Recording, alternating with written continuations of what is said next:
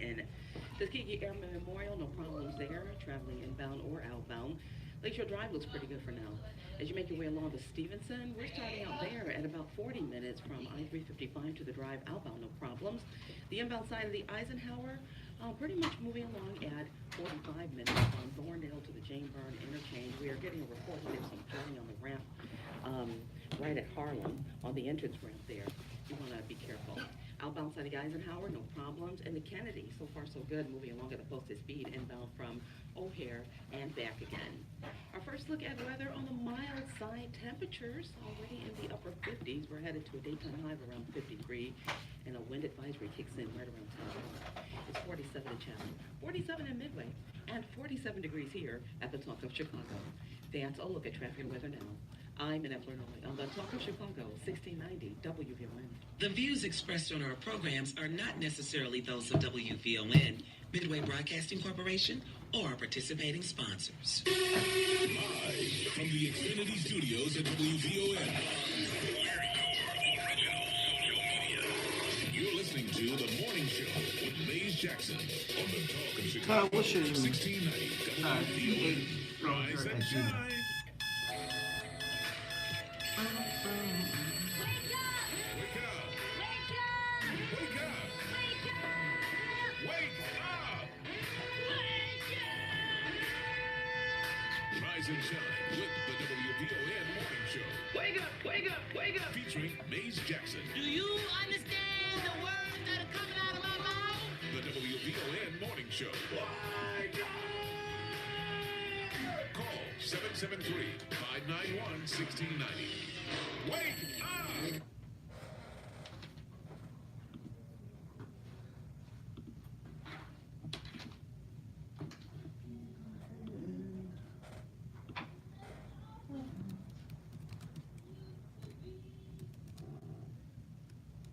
What up, y'all?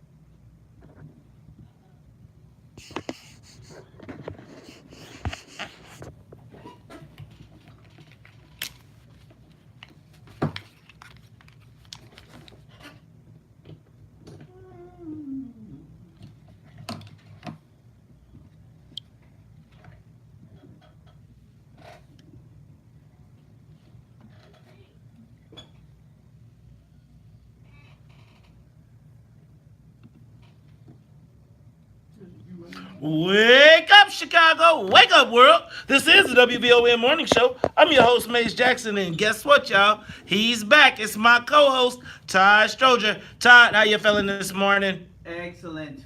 Excellent. All right, well, let's get this thing cracking. It is the WVON Morning Show. I'm your host, Maze Jackson. That voice you heard in the background is my co-host, Todd Stroger. But let's say what's up to the WVON Morning Show team. Gotta say what's up to Annette Flournoy in the newsroom. Annette, how you feeling this morning? Being broke and hungry in college. Yeah. Well, college students today, everybody today can get some free wings right on Michigan Avenue. across from Apple Store. Wait, they're handing out free wings? Oh, Lord. No questions asked, free wings? Let me tell you what, they better be outside the door because it is going to be off the chain. Down the street, along Michigan Avenue, and they're also going to offer up free wings for a year. We're going to put like a You know, get the golden ticket. The golden ticket, cool. really? All right, well, you know what? Send one of your producers over there. We need to send somebody over there and get our wang thing on. Who is, well, see, now she can't get on because then we can't get this thing to 50,000 feet. But you know what? We Somebody, are important, though. you know what? Can we get, you know what? I wonder, can we get some of our WVON family to go down there and hold us a place in line? Yeah, pull up. Hey, y'all, why don't y'all pull up and, we could do like they did back in the day, do those little pull ups. And, hey, it is the WVON. Wings. Wings. I'm being handy right now. You know what? Go walk across the bridge and bring me back some cheesecake and some wings while you at it. And a cup of coffee that you better not be drinking in the studio or else you will be skinned alive. Speaking of skinned alive, you know what, I gotta say what's up to my team. But speaking of skinned alive, it is Game of Thrones weekend. It is Game of Thrones weekend. I am telling you that there are fanatics everywhere. I am watching countdowns all over social media. And y'all, let me tell y'all my Game of Thrones story, but I gotta do this first. I gotta say what's up to the rest of the team. What's up to the Wonder Twins in the studio? What's up, Wonder Twins? How y'all feeling this morning? If you don't know who the Wonder Twins are, that is Sonia Escobar and Sonia Tompkins. Ladies, how you feeling this morning? I'm feeling great. You seem, I'm feeling good. You know when you just wake up, you're like, today's gonna be a good you day. know what? You look kind of like you Fabulous. you look like you ran out of clothes. You look like you ran out of clothing options in your Chicago Cubs from head to toe gear. Are you all right? You feeling I'm okay? going to another game today. You know what? All these birthday gifts. Dang, you are doing your thing with the Cubs. You know what? This is Jackie Robinson weekend too. Shout out to my man JG Julian Green. Everybody will be out. Well, you know what? I don't know if Game of Thrones just decided they was just gonna jack up everybody's weekend, because they got everything is going on this weekend, and it's kind of like the world is gonna stop on Sunday night at 8:00. But let me do this. Let's get the soul plane up to 50,000 feet. Son, can we get this thing up in the air? Looks like we are up and away. Game of Thrones weekend, I am telling you. So, you all know I was planning this big old feast and preparing, like we were going to have a feast. And it was going to eat with your hands. And you could only have a knife. And we were going to drink wine out of chalices and act like we were I was gonna be Team Lannister. You could wear your you know what, Was anybody gonna get killed? only on the TV show, Oh, okay. or if you interrupted me I during thought the you show, wanted to be real. or you wanted to interrupt me during the show, then you might find yourself Dead. minus a limb. Okay. And then the AAU schedule came out, and let me tell you that my son has a game in Deerfield at 7:20.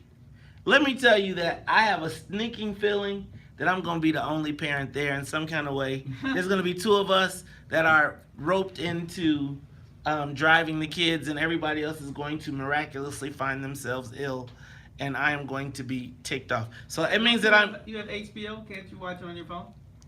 It's not the same. I am not watching. But can I tell you, my dear and lovely wife said that although it is that we have been looking forward to this, she said she will not watch it without me. So we're gonna watch it, and The then real Such one. a couple. That's the real one. I hope she doesn't sneak and watch it and then try to fake like she didn't see what happened. You know what I'm saying? But so I will be watching Game of Thrones, which means I will be on social media blackout starting at 7 p.m. on Sunday night. But I cannot wait. I'm looking forward to it. Hey, y'all, speaking of Game of Thrones, Donald Trump. Did y'all hear your boy Donald Trump was like, oh, okay, y'all, he said y'all want to let the undocumented immigrants from the caravan come to the United States? You know what he said he was going to do? He was asking, could he pick them up and detain them and then bus them to sanctuary cities and release them? In sanctuary cities. I thought that was hilarious. It sounds very Fidel Castro-ish, right? When he was like, oh, y'all want to let him go? And he emptied out his jails. Yeah. Like, let's see how liberal everybody is when the sanctuary caravan come to your town. You think Ron will be out there crying then? Nah, he probably be gone by the time that happened. But that was pretty. But he got bad. Well, he didn't get. He got advice from ICE that said, "I don't think that's a good idea. That'll be bad publicity." I think it would, but I tell you what, I bet it changed the whole discussion on. First of all, when has Donald Trump had good publicity? That's true. That's not I mean, he's people like, looking for that. woo, like he like, Mr. President, you're gonna get bad publicity. He was like, woo. Could you see him like, I'm really scared. Look at me, I'm shaking. Hey y'all, it's the WVON Morning Show. We got to get to traffic and weather, but when we come back, we'll talk about the rest of the headlines. Plus, Chicago Inspector General Joe Ferguson will be in the studio today. We're gonna talk about our infamous gang database. And are you on it, Todd? Somebody told me your name was on the gang database, man. What you was? You better recognize. What? Did you wear your hat to the right or the left? Look, we'll find out when we come back. It's Talk Chicago 1690. More of the morning show with Maze Jackson. All right, Todd, did you ever break your hat? No. Todd, you never broke your hat. Never, not once. Not once. No. You always wore your hat straight, like straight ahead. Always. Really? Never. Yeah, you know, maybe it's tilted a little, ace deuce, you know, but that's about it. No. And I remember. You never had a desire to be tough? No, Never? not that at all. Never wanted to be tough. Move that mic. I've never wanted to be. Oh yeah, right. I never wanted to be tough. I just wanted to enjoy myself. I wanted to be a kid. I ain't looking to be no gangster or no adult. Shoot, I remember in Avalon Park, Pirates win the World Series. Everybody walking around with pirate hats and all the. I believe it was Gangster Disciple. No, those are moles. Oh, the what? The moles. The stones. Oh. Grabbing people's hats and run up and taking people's pirates hats off their head. Yeah. I was banging them books. Todd, you was bad. No, I wasn't doing that either, but I was. So did you ever have problems with gangs? You know, I guess part of the black experience is there's always a gang somewhere close to you. When I say somewhere close, within 10 to 15 minutes. 10 to 15 minutes. What? Man, you lived on what? Where did you live? Blackstone. Bro, you didn't live 10 to 15 minutes away. You lived 2 seconds away. But go ahead. That is the privilege of being I in knew, black royalty. I knew they were there, but we had a black gang leader who literally lived. I lived on 85th. He lived on 82nd, and he put the word out. This is our neighborhood. Nobody does anything bad over here. So there might be a few fights or something, but it wasn't nothing crazy. Not craziness. So I guess I was kind of lucky. Oh, well, and then you went to St. Ignatius, so wasn't really no. Well, no, but my formative years at St. Felicitas, You ain't have going to. down to the grammar school down the way. You had Avalon Park, man. They ain't never sweat you at Avalon Park. Nah. Did you ever go to that Wendy's? Man, that Wendy's used to be terrible, man. I used to. Tony? Yes. Oh my God, I used to hate that Wendy's. Well, there was a period where Wendy's was tough, and it probably would be when you would be traveling that, because then they got a security guy, and after you were there for like 20 minutes, his job was to tell you, okay, you gotta go. Yeah, I remember that. That happened to us. I'm like, what? Yeah. No, I remember once, Gene, Marlo, Colvin, and I playing strikeout at St. Felicitas, which is at 83rd in Blackstone. And it's a Saturday, and there's really nobody there. And all of a sudden, this big group of kids come from across 83rd.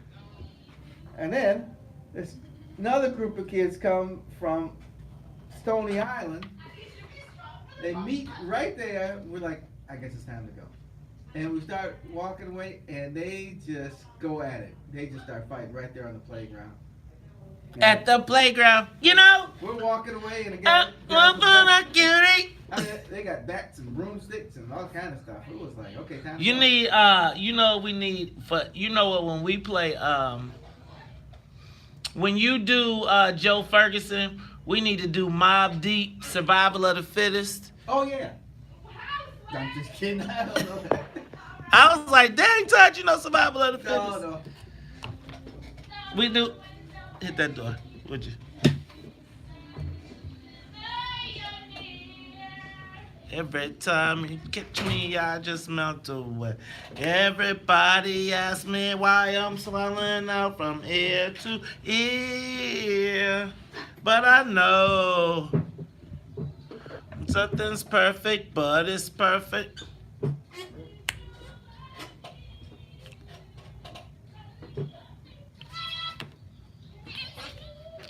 You're the one I love. You're the one I need. You're the only one I see. Come on, baby, it's you. The one that gives you all. The one I can always call.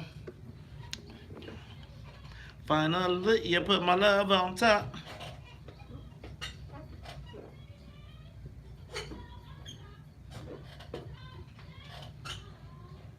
You put my love on. You are tuned in to the Talk of Chicago 1690 AM. I'm your host, Maze Jackson. Got my co-host, Ty Stroger. Y'all, we are flying at 50,000 feet. Let me run through some more of these headlines. Hey, the story that just won't stop. Do you see the city of Chicago is suing Jussie Smollett in civil court? Get him. You know, while I really think Jussie Smollett, after everything that has now occurred, I really feel like Jussie Smollett is a jack of os. A what? Jack of os. Oh, okay. Right? Jack of os. Yeah, I got you. Got it? Jack of os. And the trouble that he is causing Kim Fox is just really worrisome. But it feels like this civil suit reminds me very much of the OJ thing, where it's like, Negro, if we don't get you one way, we gonna get you the other way. And Rahm is doing this, but the problem is, it's keeping this thing in the news. Right. And it won't die, and I need for it to just go away because, Jussie, could you pay the money and just go away? Let you know, die a natural death. Right, because here's the thing. I really don't think that they're having this civil trial for the money. I think they're doing it to have the deposition and to expose him and make him look even crazier and tell all the stories and then release it all in the public and then destroy him that way. Mm-hmm. And so, Jussie, just pay the money. Let me say did anybody see the video of the Chicago police dragging, beating, kicking, and stun gunning the Marshall High School teenager 3 times? We're going to talk about that because the part that really got me is I've seen these incidents where the police are assaulting a child and the parent is in the vicinity, and what do you do? Right? Because when I heard the father say, and these guys How old was she was like 16 years old. Oh. And you come to school and but if they whooping on your daughter, I don't care what she did. We all going to jail. See? That's the only way it can happen. Now, even Todd Stroger said we all going to jail. I never want to go to jail. Right. And you, man, so I really want to discuss this father and what his response, because, guys, I don't know if I was crazy listening to that, and I was like, what you mean? He said, here I am watching them drag my daughter down the steps. Okay, right then, I'm in it. Then I'm watching them beat her in front of me. They stun gun her 3 times. And the father watched it all happen. I don't know how that happens. Me either. I don't know how he doesn't throw himself on her. Right. You know, but stun me, I'll hold her. Stun me, I don't this ain't happening. See, you know what? See, okay, I thought I was crazy, but now I'm glad that you said that. We're gonna talk about that. We're gonna talk about that at 7:30. I want to point out something, and I really think that we need to go back to it. When I talk about wealth being legislated, did you all see the story of the recycling kingpin in the south suburbs? I believe it was in Chicago Heights. He made $60 million over the past few years for... $60 million? That's real money. Now, he made it, Todd, and I'm going to tell you, I bet you he made it since 2010. Let me tell you what. He basically made it by recycling electronic consumers. Have you all noticed that now? You mean the stuff that we can't seem to find anybody to take our stuff? Right. Well, you know that there's a law now that says that you cannot throw away electronic goods in your garbage can. Oh, yeah. You have to recycle them at an electronics recycler. I never heard that one. Okay, well, it's a law. And can I tell you something? I went to Best Buy the other day. Right, and that bin, and you see them all over, and they tell you put your brand new cell phone, or put your new cell phone, don't throw it away so it doesn't destroy the environment. Right. Well, he was taking that stuff, sorting through it, selling it in foreign countries, etc., instead of recycling it. There's But always a niche market, man. Oh man. but let me tell you, he wasn't recycling and he was doing it wrong. But can I tell you what? It's an example of the of wealth being legislated. So back in 2011 in Springfield, when I was a lobbyist, when I was lobbying in Springfield, we passed a bill. It was a giant recycling bill, and somebody came to us and was willing to pay us $60,000 to just get consumer get add that you had to have a special recycle. It was like 12 words added to the law. Right. And basically these 12 words being added to the law created a whole market for this recycling industry in which this guy made $60 million in less than 10 years. Think about black people wouldn't even be up on that at all. And when I read this story, it jumped out because I was like, I remember passing that bill. Uh-huh.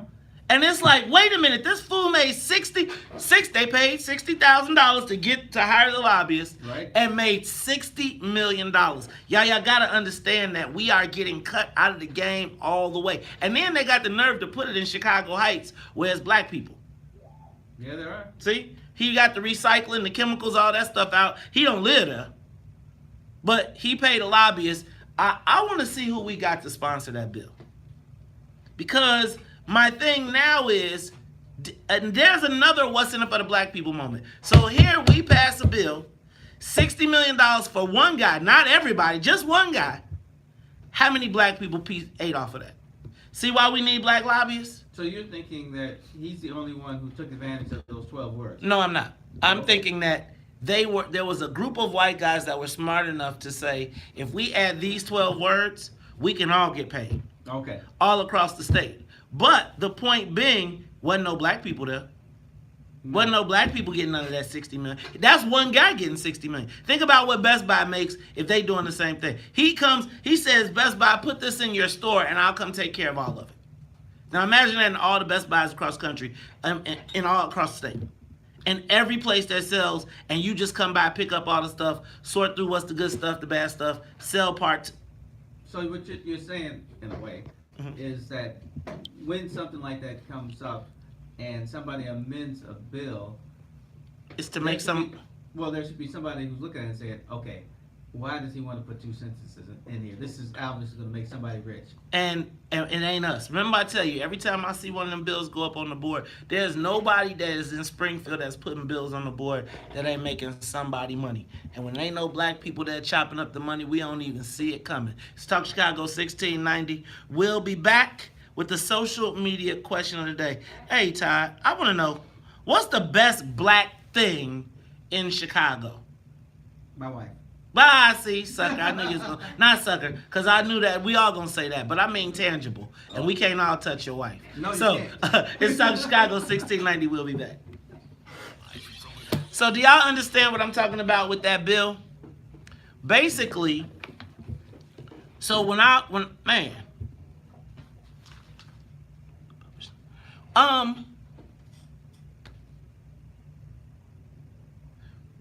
I feel like happened in that bill, and it jumped out to me because I literally remember passing that bill and remember coming in and saying, okay, we're going to put this language in it.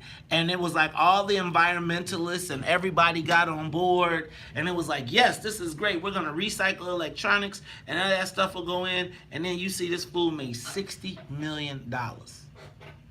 And that was since 2010. That ain't even in 10 years. Yeah. No Negroes. You got the camera top. Oh, yeah, I love niche markets, man. I think Mays is right about it. A group of people get together, they got an idea, and it works for them. But how do we make things work for us like that? Either how do we put language in and are prepared, well, part of it is being prepared to capitalize off of it. One day. I say most of the stuff comes down to capital. You don't have the money, you can have a great idea, but you got to be able to finance it. And we need more people. We need more people take ideas like that and figure out how to get some capital. Or, I guess the bigger picture, we got to figure out how to get people capital to do what they need to do. So then what happens is, let me help you understand. So in a bill like that, they pass it, they get it done, and then they put in.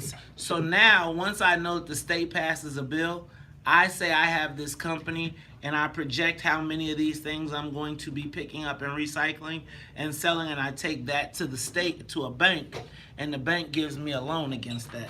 And then I use that to get my operations up and going. Y'all, we get played so many times. Yeah, but we go to the bank and they're like, nah. But I'm saying they have their own banks. Yeah, See, right. what they do is they create banks. After they make $100 and $200 million, then they go create banks that they run their stuff through. Oh yeah, because you got to remember, banks are like legislative bodies. There's a board of directors. So if your friends are on the board of directors, when you come for that loan, they're like, this guy's all right. Right. Yeah, good point. If you have a banking relationship, they say, hey man, this is they approve it, and we screwed. Okay, let me ask them some questions. You know what I feel like I haven't been doing, guys? I feel like I haven't been talking to the audience very much on Facebook and in the den. So what's up, y'all? Something is wrong. I can't really see my questions that good. That's really the problem. Take a moment, share the broadcast. What up, Tamiko Hope? What up, Shannon Young? What up, President Steele? What up, Twin? What up, Sly Townsend? What up, Alvin E. Norton? So the problem is, in creating your own opportunities, like, they went to Springfield and changed the law knowing that they were going to create the market. So they're already in it, and they're saying, how do we increase our business? So just like when the unions go and they say, how can we use our legislative power to make more money? We don't look at our legislators as a way to make money.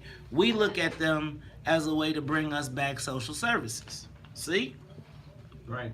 I'm telling you, when you go to Springfield, all of the black lobbyists, for the most part, are lobbying for some social issues or some service or something. You very rarely see black contract lobbyists that are balling or that are doing it or that are taking on money issues. And thus, that puts us in the box that we're in real life. Right. Because again, if you negotiating on all the social services and you not negotiating on none of the money deals, right? And then what they do is they build themselves into the equity of the deal, or they put their person in the deal. So they say, all right, if you're going to do that, then where I was at, the guy would say, okay, you got to do it, but you got to have minority participation. And then he would go find a Latino to get that joint. So when I started saying that, I would be like the black. But black people be like, man, I'm not paying you to tell me how to make $10 million. You want me to pay you $60,000 so y'all can make $10 million? Niggas, you crazy. I'm not paying you $5,000 a month. Let me tell you. White boys say, man, I pay you $10,000 a month. You're going to make me $10 million. Right. What you need? It's simple math. But they have the startup capital too. They get that you gotta invest. Ty sagging, y'all. No, it's those this darn young people clothes. I can't find anything that'll fit me the way I want. I could have sworn I heard that song. Didn't you hear a song? I did too. I don't even know if it was good, but So, this is what I'm saying to my black legislators. I'm not even being shady. I'm saying, like, really, on the power deals, who are the black people that are in the room negotiating? The power shit. The money shit.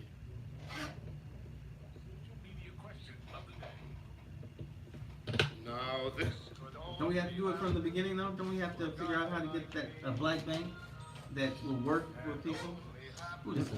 Or you can get a bank and you can tell the state to guarantee the funds, and that bank is going to be the one that we're going to do the loans through. Right. And you go to Mike Frericks and you say, look, you tell these mugs and you tell the banks with the Community Reinvestment Act, we expect that this, we want that $100 million. This is my Kind of town, Chicago is my kind of town, Chicago is. People who do, people who. That's right. Smile at you, and each time I roam, Chicago is calling me home. Chicago is like a clown. It's my Kind of town. You are tuned in to Talk of Chicago, 1690 AM. I'm your host, Maze Jackson. Todd, you seem I've so been in the Seven Hoods. you seem so happy in that space. Oh man, I'm telling you. Well, that was the '60s, and I was pretty young. But everything comes on WVON. And man, the Rat Pack. I love the Rat Pack. My kind of. You love the Rat Pack. Todd, would you been Sammy Davis? Union Stockyard. Yes, I would be Sammy Davis. You'd be Sammy Davis? Yes, he had great friends. They really actually loved each other. There's something to that. Hey man, I want to be the black Frank Sinatra in that case. Then I still want to be the black version. You know, I think Jay-Z is the new black Frank Sinatra. That's what I think he's trying to put together this thing. But let me stop. That's cool. Let me do this. So the reason that I said that I wanted to go with this theme song of My Kind of Town, Chicago, Frank Sinatra, consummate classic white singer. Chicago, my kind of town. We sing it. But really, is it? What makes Chicago, Chicago? And to take it a step further, what makes black Chicago, well, black? Usually it requires it revolves around South Side, West Side, what high school you went to, Yes. do you love house music, basketball, chosen few. But besides that, social media question of the day. What is the best black thing about Chicago? I was thinking about that, and I was really trying to go through my list. And like, once you get past okay, here y'all go. Let me take this back. It used to be hair care products. Let me take you there, because y'all gonna say, okay, take DuSable off the list. You can't be, like, nope. I'm not talking about parks and institutions. I'm talking about, like what black people, what's like the best black thing in Chicago?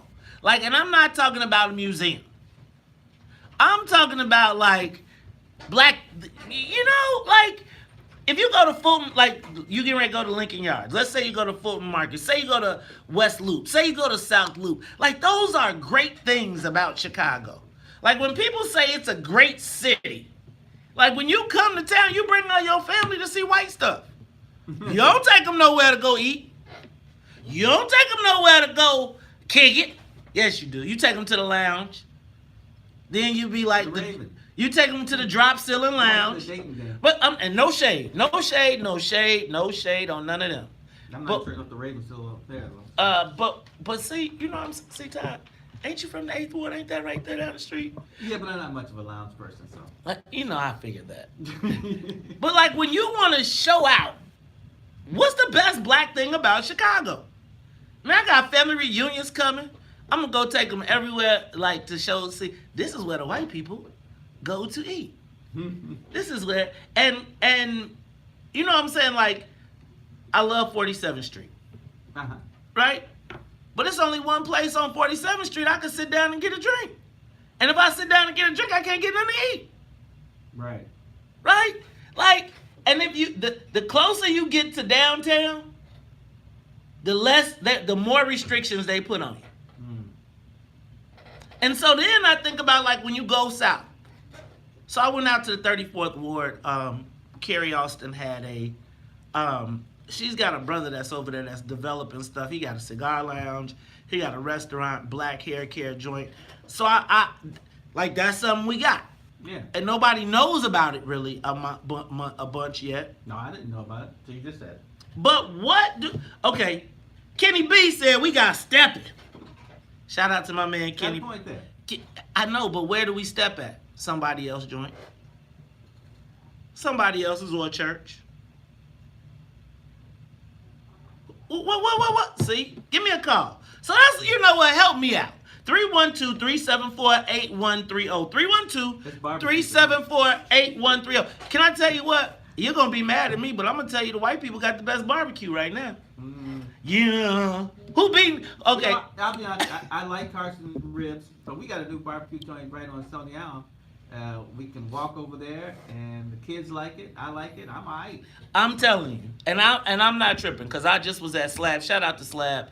They had some great barbecue the other day. But I'm gonna tell you, have you been to Green Street Smoked Meats? Nope.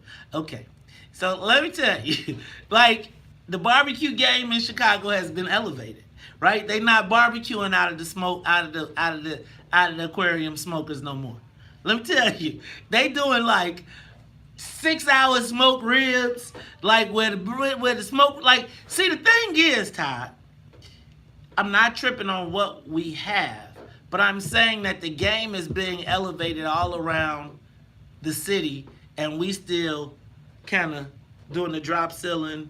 Like, I'm just saying, like, so let me give you an example. There's no way in the world that white people should make better barbecue than black people. I just don't believe it. I'm with you. However, if you go downtown, they got the bomb barbecue joints with all black people working, and the white people be like, good Lord, this is like the old days. And I'm telling you, all you need to do is go around, like all you have to do is like walk through the West Loop, and then you realize how much we're missing. Like, do you understand they have old school arcade games? Do you know that I can walk 2 blocks from my house, and if I decide I want to go rock climbing, I can go rock climbing? If I want to go axe throwing, I can go axe throwing.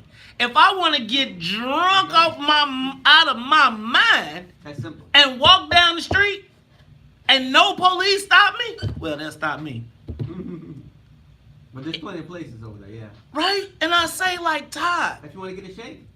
if you want to get a shake, if you want to get Jenny's ice cream, if you want to get like, where is the black mecca? Where is, what do black people have? What's the best black thing in Chicago? I'm with you because my wife complains about that, not being able to do what you just said. Just kind of like walk out, you walk 5 minutes, 10 minutes, 15 minutes, and you can go to so many different places. And then, but if you say you want to, but then it's like you don't want to gentrify, right? Well, this is all about economics again. If we are not making any real money, we can't spend any real money. We're on a fixed income. So what we need is we need more people in the system making true money. So then my question becomes, when they are legislating wealth, right? Like, think about this. We have, in the same general vicinity, you had a white guy make $60 million and black people helped him make $60 million because the Black Caucus had to vote for You it. had to vote for it, right? Right? Or wasn't gonna pay. And nobody said, who is gonna make the money off of this? We bought the whole environmental piece. The white guy took off with $60 million and put all the chemicals and the bad stuff in the black neighborhood. Then we got to deal with the petticoat or whatever that stuff is, right? Oh, And yeah. it's going to be, you know what I'm saying? So we got the big old, we got to protect the South. We got to protect ourselves from the environmental harms. And that's our win. That fool made $60 million. I am saying to you, Todd, there is a cycle, a downward spiral cycle, that if we don't get in the money game, we're going to be screwed. Well, we're already screwed. So, Right. again, Oh, well, I just saw or heard that the middle class is shrinking. well, in the black community, it already done shrunk. But can I see, and the thing that I don't understand is, I don't understand how is it shrinking well, somewhere it's growing. Because I'm telling you, Todd, I'm telling you, at 12 o'clock noon, there are white kids in flip-flops, walking dogs, drinking lattes, not looking like they going to no job, and they are in multi-million-dollar apartments. No care in the world. I'll be like, where is the... Well, you know what I learned when I was younger, when I was like 30 and paying more attention? I learned there was a lot of people at that point whose parents were either retiring and giving them businesses or dying off and giving them businesses. And then they do what they want. And sometimes they just sell the business for millions of dollars and, you know, I'm going to go to Hawaii. And that's what y'all... I literally heard a guy say that. Okay, I'm just saying like this. The phone number is still 312-374-8130. Y'all telling me that you can't tell me what the best black thing in Chicago is? And I'm gonna tell y'all, if that's the case, then a whole bunch of people need to be ashamed of themselves. From the rooter to the tutor. What are we proud of? You know, if I was elected official, I have all type of people calling the pit. Let me tell you what we had did. See why I want to know what's in it for the black people? It's Talk Chicago 1690. We'll be back after traffic and the weather. So it's crickets. What's the matter? Cat got your tongue? I think you ought to change the Subject? No, I think you ought to change the question to 7:30. You think so? I think there's more people who have the ability to respond At 7:30. Yeah, you know, at what time is it? 6 something? Mm-hmm. Oh God, no!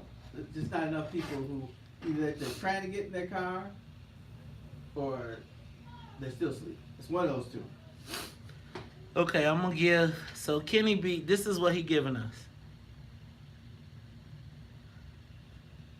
50-yard line, DuSable Museum. Hey y'all, The 50-yard the line. white folks trying to take the DuSable Museum as we speak. University of Chicago trying to hijack that bad boy. Tyler, Yeah, man, please. That's what they got. they've always been trying to take over the whole area out there, and they're doing a pretty good job at it, actually. You know? I mean, those $600,000 homes they built, that's not for the people who are there now. That's for probably teachers and such. Hey, so Kiana, you'll probably want to be involved in our 7 o'clock conversation because we will be talking about marijuana. There's going to be a bill that's passing. They're going to pass it. Man, I'm not convinced that we're doing well. I'm not convinced that we're going to do very well there. But we'll talk about it. Are we back?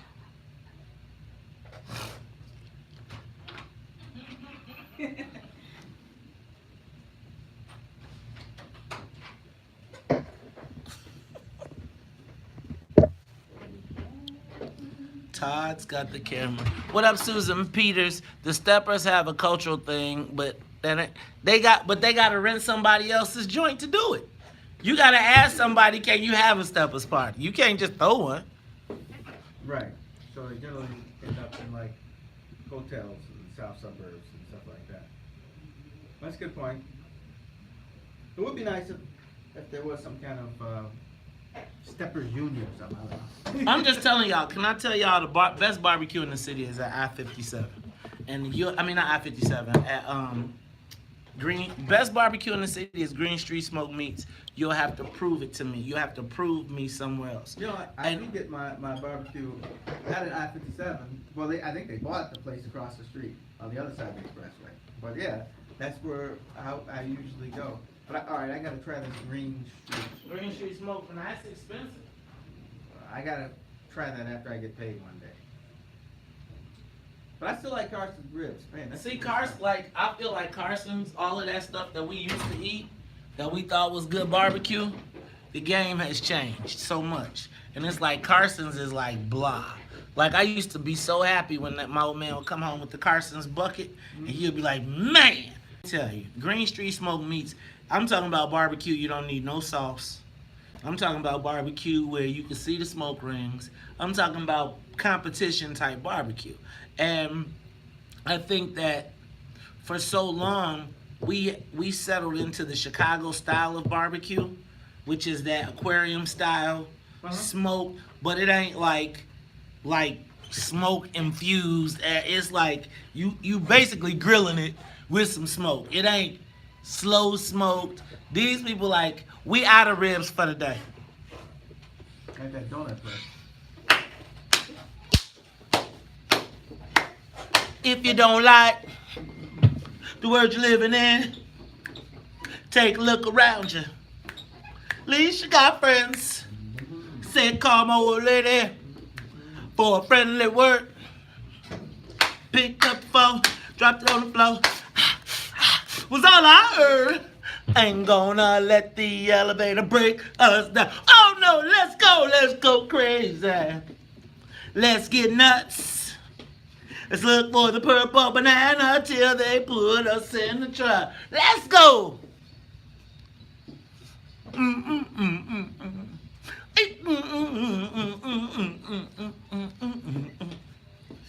All excited.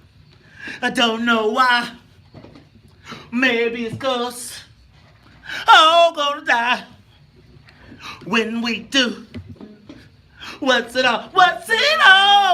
You better look now for two milk come knocking on your door. Tell me, babe, let the elevator break us down. Oh no, let's go crazy. Let's get nuts. Let's look for the purple banana till they put us in the truck. Let's go. Come on, baby. Let's get nuts. You are tuned in to the Top of Chicago, 1690 AM. I'm your host, Maze Jackson. Got my man, Ty Stroger. And y'all, we are crazy. Let's go crazy. Let's get nuts. I'll sell you a car. No. But we are asking the social media question of the day. What is the best black thing in Chicago? What's the best black thing in Chicago? All right, let's go to my man Ty. Let's go to line one. Huey on the Talk Chicago 1690. Yeah, good morning, guys. What's up, man? Hey, this is what's up, bro. The incident at Marshall High School, as I said in the past, these police shootings throughout the country was a process of subduing black folks. It's just like slavery while we sit around and watch our other sisters and brothers, even parents. So Huey. Yeah, I know. Hold on, Huey. Yeah, I'm gonna do a whole half hour on that. So I want you to call me back at 7:30. Well, we need to understand that was a test run. I got you. 7:30. We're gonna go through the whole thing when more people are listening. All right? Call me back when you get. We'll be back at 7:30. All right, let me go to Latrice Spann. Latrice, you know what? That's one of the big sisters, the owners, one of the big boss ladies. What you doing up this early? I'm actually, Maze, good morning to you and Todd. I am actually on a road trip to Virginia, from Florida to Virginia. Can you believe that? What? You listening to us on all day long? Yes. Worldwide, baby, fresh. That's For yes. 2019, you suckers. What's up, Latrice? Listen, I was just so inspired to call you today and really tell you what the best black thing in Chicago is. Tell me what it is. The best black thing in Chicago is that radio station you're speaking on right now, There you go. WVON. Tell them what it is. Because, let me just say this, while we have certainly lost ground, and I get where you're going with this conversation, you have a radio station to mobilize people to create everything you're asking what we don't have. We can create restaurants. We can create all kinds of new institutions, businesses. Everything we need to do in our community can begin to shift and take place with that microphone that you're speaking into right now. And I think that the best way that we can really move things forward is if we look differently at what our reality, look differently at our possibilities, look differently at our community and each other, and really put our power into action. So that's the best black thing we have in Chicago, WVON. And I'm going to tell you another thing. We can learn from other groups, because at the end of the day, if we stop being focused on what's wrong with us and focus on what's right with us and put our resources together like we've been talking about since I've been on this. I've been listening to VON, probably was listening to it in the womb and didn't even know about it. But this conversation is not a new one. But because it's not a new one, we got to have a different conversation. The conversation should be the best black thing is WVON, and how do we use our talk shows to help improve our community by really creating some things, some businesses, some institutions, some really great experiences in our community again. And I believe it can happen. So that's all I have to say about that. There it is. That is Miss Latrice Spann. She told y'all, WVON, the best black thing in Chicago. So y'all, let me say this. When you look around and you start to count, and I'm going to keep on talking about this. We're going to continue to count. But if you don't recognize your count, if you can't count, then you don't know that you're short. Right. Right? So if you don't know that you're short, if you don't look around and see that this is not the norm, that this don't have to be this way, Right. and you got to look and say, why do I have to leave my 6-block radius to go get anything that I need? And now you got to start asking that question so that you can say, what do I need? So we sat here today and we talked about what, in a 6-block radius, can you grocery shop? Can you go buy clothing? Can you eat, drink, and be merry? Now, what are the things that you need to start making that happen? Right? But I'm going to tell you, I think that people don't recognize that it's not the norm.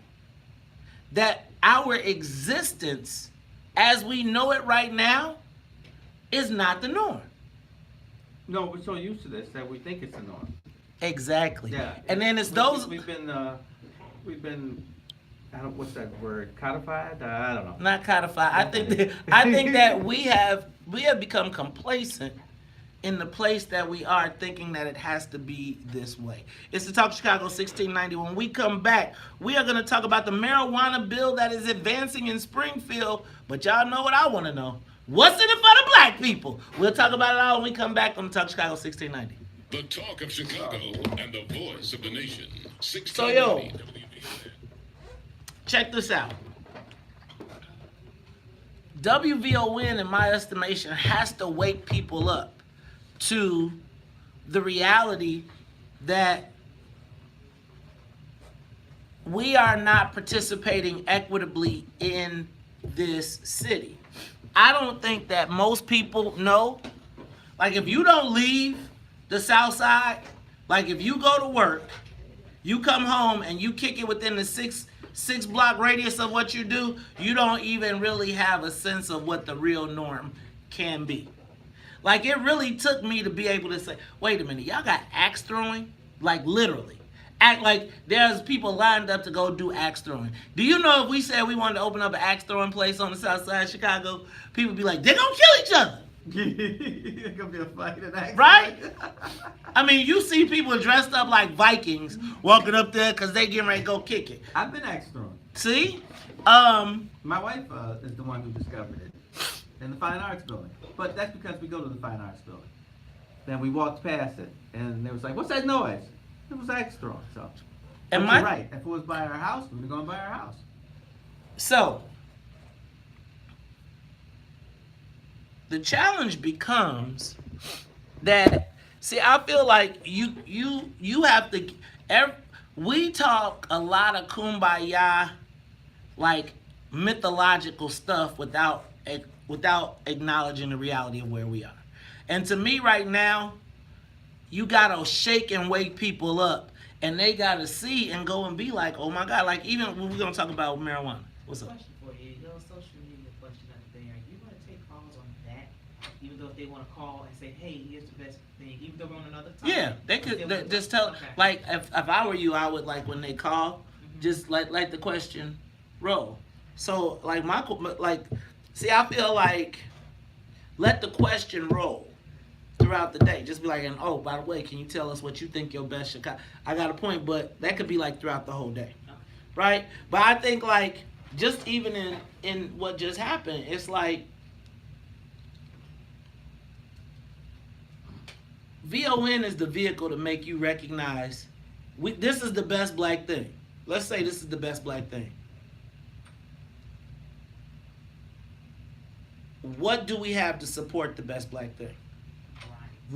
So here's me, right? You can't, it's like you can't lull people into this. I feel like we are the clarion to tell people like, yo, wake up. If we don't have these things that I'm talking about, then they don't come and support this business, right? And so we struggle. So I just feel like we have sold this fake positive message all the way down the river, right? So right now we ain't got jack bone. Like nobody has called and said this is what we got. Mm-hmm. Nobody. We just had one lady that said the underground bookstore. Okay, so let's take that. So now make your list though. And now make the list of what we got and how does what we got support this. Right. So as I'm trying to help you understand, it's an ecosystem. If you don't have money flowing into it, so I'm not going to get appearance. The reason that this play is on Chicago Children's Museum is because that is a place that wants black customers. One right here on Stony. Chicago, no, that's a white group downtown. It's in West Loop. But they want to attract black customers. So if you got black businesses looking to attract black customers, then they're going to look at black venues, black avenues to bring them. But if there's no black venues that you need to attract black people to, then they're not going to advertise, right? So why does Reds need to advertise? Or not Reds, but why does the Dayton Game or anybody need to advertise? They got, right? They're not trying to grow. They got a locked in group of people that's gonna go, and it self-generates. But as new businesses grow, then they understand that if they want to keep churning the revenue, that they gotta advertise. I just think like, I don't know if I feel like that conversation, like I feel like it took it to a whole different direction. Like I do believe, like WVON is like a given, right? Like that's given. So you start with like, I feel like what's said need not be like, I feel like the best thing we got in Chicago is one of the best things is us. So I'm not, that's neither here nor there. So now, how do we use WVON to mobilize people? Are we going to then are people going to listen to WVON and see that nobody said anything and then say, damn, well, we could create this, and this, and then that spurs thought? Because I really do think, like, nobody called in and said nothing. Like, no, and it's like, that's real. Like, look at Hales. That's our school. School's paid for, it's built, it's done. We don't have Hales. We don't have a place where where's the skating rink? Let me tell you, the white guys are coming to build a skating rink. They want to build like the big the superpower skating rink like they got in LA. And you know what their whole business is based on? Like kicking it during the week, but black churches coming down and busing their people in to downtown so that they can hit them up. Why don't we turn Ultra Foods into a skating rink on 87? You turn that bad boy into a skating rink, All these down here, you mean? I'm talking about the 87th in Derek Curtis's ward. They can't keep a grocery store. So why you don't take that and turn it into all them kids on the southwest side of Chicago, you could turn that bad boy into a skating rink, and it's got parking, now you got to make sure it stays safe. I don't know, man. I just think, like, we got to get past the whole, like, kumbaya-ish. Like, we got to start dealing in the reality of where we really are. I don't think we can address our problems until we really have a real level set and stop saying that this is 20 years ago or 30 years ago. This is not the same black Chicago, like Michigan Avenue. Ain't no clique, ain't no... It ain't no clique, it ain't no E2, it ain't no Cotton Club, it ain't no All Down, it ain't nothing. Where do black people go to show out? It is not the same. And so, I was just reading an article in the paper yesterday in the Tribune, and they were saying how all these people from outside of Chicago control the social scene. Like, when you go to the West Loop, all it is they brought New York to Chicago. All the hot shit in New York, they just brought it to Chicago. And it's white guys who got access to capital that these, man, they like, man, it's blowing up. You got a Google, you got a Soho House. Man, I was at a hotel last week. They just opened the Hoxton Hotel. You'd be like, where are they getting all this money and these people? And it's just off the chain. And you say, where are the black people? And then the 6 black people that are there are looking at you like, you better not tell nobody else about this.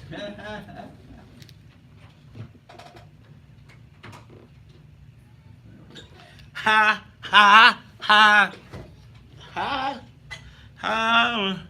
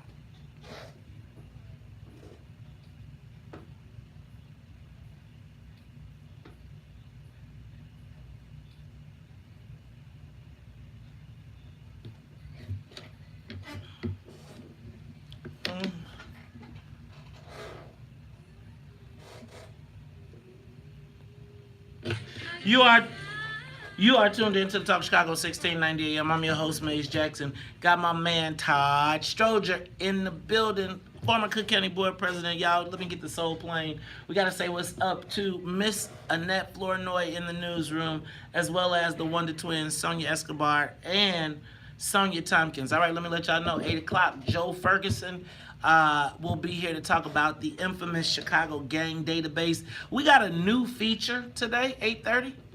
Chicago, what's good? Black Chicago, what's good? I want to close out the Friday on, we talk about everything bad, but on Friday I want to talk about kind of what's good. So can y'all please make sure y'all think about, like, Chicago, what's good? You can tell me you got a testimony. You got something good happen to you this week, whether you went to church, you seen your baby, it's graduation time, I don't care. But tell me some Chicago what's good. That's going to be at 8:30. But Todd, right now, if you heard the theme music, our musical conductor is a musical genius. And she found these songs about getting elevated, getting high. Todd, when I was growing up, there was an evolution of marijuana / cannabis. So let me say, What does that mean? The evolution of it, right? What do you mean? It got stronger? No, I don't know. I can't speak to that.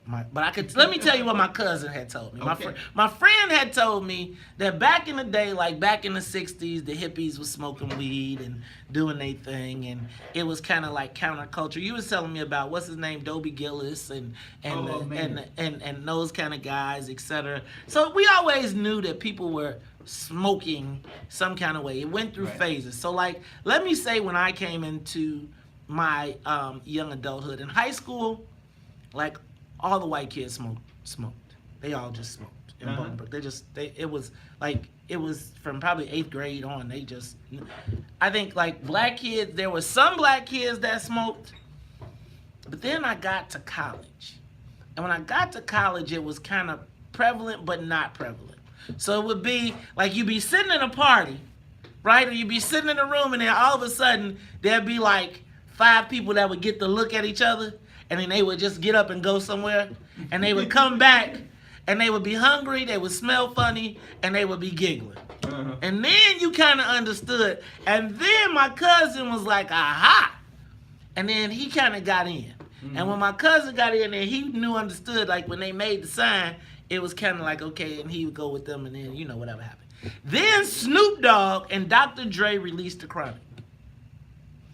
And then it became, like, prevalent. Like, it became popular. Like, the marijuana leaf was on people's hats and stuff, but it was always like, man, one day I'm going to get to go to Amsterdam because you know what? In Amsterdam, pot is legal. And you'd be like, no way. And they'd be like, yes. And you could go into the coffee shops and you sit down and they serve it to you just like it's a tea, whatever. And you'd be like, my cousin was like, man, one day we're going to go to Amsterdam. But that would... accepted by the common culture. And he said, but that'll never happen in the United States. And then California started. Of course. California kicked it off with the medical. And then they had, like, you could go down the street and you could go to the doctor, and there was a doctor next door to a cannabis shop, and so you could go in and see the doctor, and then go next door, and then you could go get you some legal medical cannabis. And then there was the medical program that rolled out across the country. Illinois picked it up a few years later. Bruce Rauner kind of stunted it, but the medical business was on, and legal marijuana pot was on its way. Well, J.B. Pritzker, our new governor, has made the legalization of pot a cornerstone of solving the budget issues here in Illinois. Yes.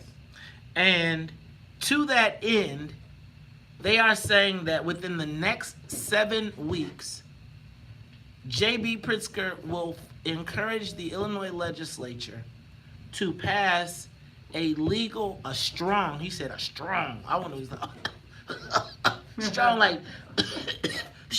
legal cannabis bill within the next 7 weeks. But they haven't put it all together. Yes, it's probably more complicated than it sounds. I think it's more complicated, but I don't think they're really worried about it. I think they know that they are anticipating getting, $200-300 million annually from the sale of legal cannabis. And so JB is like, I want that bill passed. And I've been telling you that I've been hearing from people in Springfield that on January 1, 2019, what's this, 2019? 2020? Yep. We will be able to go to the store and buy legal cannabis. Right? Now, Todd... I saw that coming up. I think we all saw it coming. Now, I want to let you know that I was in Springfield the last time that they were passing the cannabis, the legal, the medical, and they wrote all the laws, and all the white people were like, whatever you do, make sure that black people cannot participate. So, what you got to do is make sure that if you have ever been to jail, if you have ever been convicted of a felony, or have you ever, they excluded all the best black people from it. Right. Like all the people who could really make the money, they excluded all from it. But now there is this whole criminal justice fight around cannabis. Todd, I want to understand what is in it for the black people. Look, do you know that I just saw 2 multi-billion-dollar mergers occur in the last month as people prepare to take advantage of the cannabis issue here in Illinois? And guess what I don't see? Black people? Black people. But let me tell you what I do see. I see everybody talking about criminal justice reform. Oh, Lord. When we pass this legal weed, we are going to get black people out of jail. Bus getting black people out of jail. That should just be a given. If you are locked up for marijuana, the day they pass this thing, they should just say, the doors of the church are open. Come on out.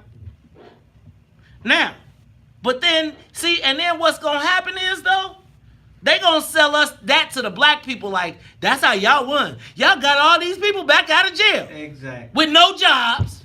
Right. And no opportunity. Look, y'all, I think we're gonna have to get on the bus to Springfield.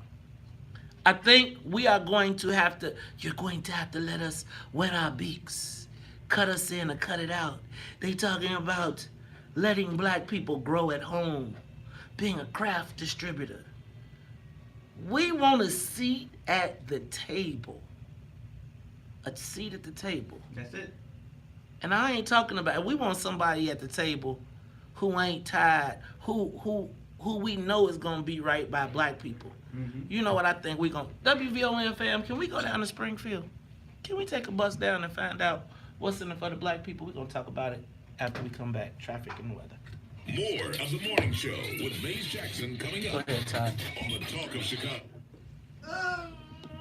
Well, that's actually part of organizing, is going to Springfield. And going to Springfield with somebody who can do what you want to get done. It's like what Maze was saying earlier about the recycling thing. Those guys put in 12 words, but they put in 12 words because they had a group who were going to benefit from those 12 words. We need to have groups that are going to benefit.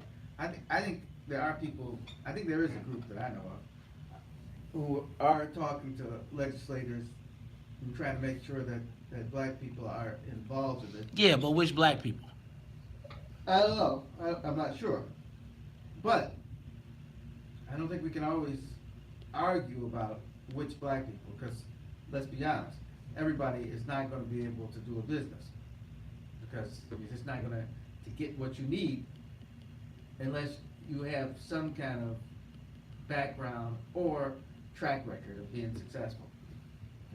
Yeah, but who has a track record of being successful in the weed business that is opening up in Illinois? It doesn't have to be the weed business. I mean, all these people, like the recycling guy. I'm sure the recycling guy didn't start out as a recycler. He started at something else, but he was good at it. It's like Reinsdorf and Einhorn. They didn't start out owning the White Sox and the Bulls. They bought them, and then it's one of the top franchises in the nation. But what you want is, you not only want the guy who's going to make all these multi-million dollars, but like everything else, there are arms and legs to this body. What you want is, you want those black people to work with other black people to provide the arms and legs. So all I think about is, and again, who are those same people? So when have those people that we're talking about, see, this is the problem. See, who we got to be able to hold those people accountable to. Yeah. See, the challenge becomes that those people go to the table and say they represent the black people, get the cut, and then be out like bandits and the thief in the night and go hire a bunch of Mexicans to do the work. And I'm not tripping, but that's what I'm saying. It's like when you start looking at, and no shade, I hope Mexican does not mean a bad thing, because if it was, that's not what my intent was. But my point is, it's like, if the teams that you're talking about don't have a plan for inclusion of more black people and the ability to grow them, screw them. Because I'm telling you now, the same Negroes will be the same ones who didn't deliver. Same people who didn't deliver and can't deliver will be brokering for us again. Go ahead. I'm sorry. I don't know all the people. I just know one person I know who's involved in Who? this. And I'm not telling. Tell me. I'm not telling. Tell me. I may tell you later. Don't tell me on camera. Tell me who. And I know he's very concerned about inclusion, and I mean black inclusion, and supporting black people and black issues. Very, as we say, woke. We coming down to Springfield on some. I'm about to come through Springfield like thief in the night. We coming back. But and it's what I learned from going to talk to the speaker. When you go and you want something, you got to know what you want. You can't go and be, and I know you're a smart man, but I'm talking to the crowd. You can't go and be, we want freedom. We want money. No, you got to say, we want a cut of this distribution that will happen from here to here, or we want a cut of the people who we gonna have a business that packages the product, whatever it is. You got to be specific, so they can say, no, we're not doing that, or they can say, yes, we're gonna do that. I want to see. So here's me. I have a very definitive list of. Anyway, Black Caucus would be hollering. What's our cut though?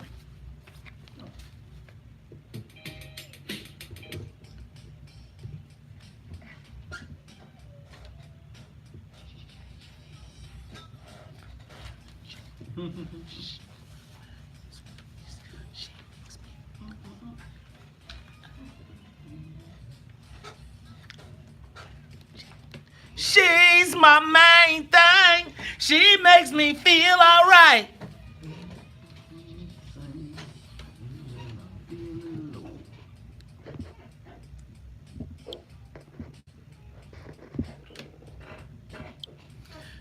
You are tuned into the Top of Chicago 1690 AM. I'm your host, Maze Jackson. Sitting in with me, it's my co-host, Todd Stroger, and we are talking about Mary Jane. Hey, Todd. Yes. Let me ask you a question. You ever, Mary Jane? You know, I wasn't really into that. So, like, my roommate came back from Los Angeles with some weed that he sold, and He sold while he was your roommate? So you bag? What was you doing? Was you bagging? oh no, I didn't do any work. You didn't, no. you didn't you didn't bag up. You didn't do. Did you help him? Did y'all was it seeds and stems and sticks back in the day when he had it? I don't know. Okay, so you there? I wasn't interested. So, Okay, so so- they knew that. So to get me to take a puff was a big thing. Did you take a puff? So I took a puff, and they thought that was the most incredible thing in the world. They just died and laughed. And were you? You didn't feel anything, did you? No, but I did sleep well that night. See, the thing is, my friend told me like the first time you don't realize the difference because you don't realize it's the second time. So have you smoked the second time? So we were in the car. So we went to play basketball with my other roommate. This is a different roommate. Okay. He met the guy. We went to play basketball at the JCC, the Jewish Community Center. And afterwards, he was driving us back, and he pulled over to the side, and he pulled out a joint, and, you know, I was like, dang, here I'm trapped in a car with a joint. So I took a puff.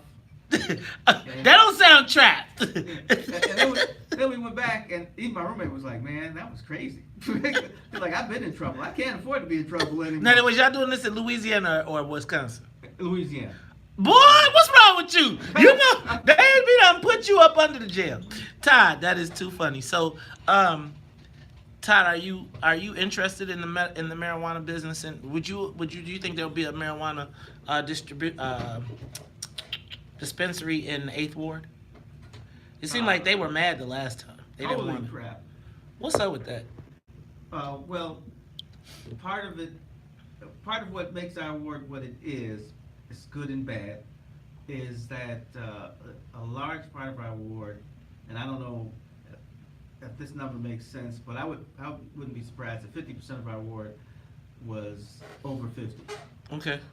So they don't have children, they're not young, they're not interested in that kind of stuff, and they also have ideas that they're all baby boomers. So, you know, there are certain things that you don't do and they don't change.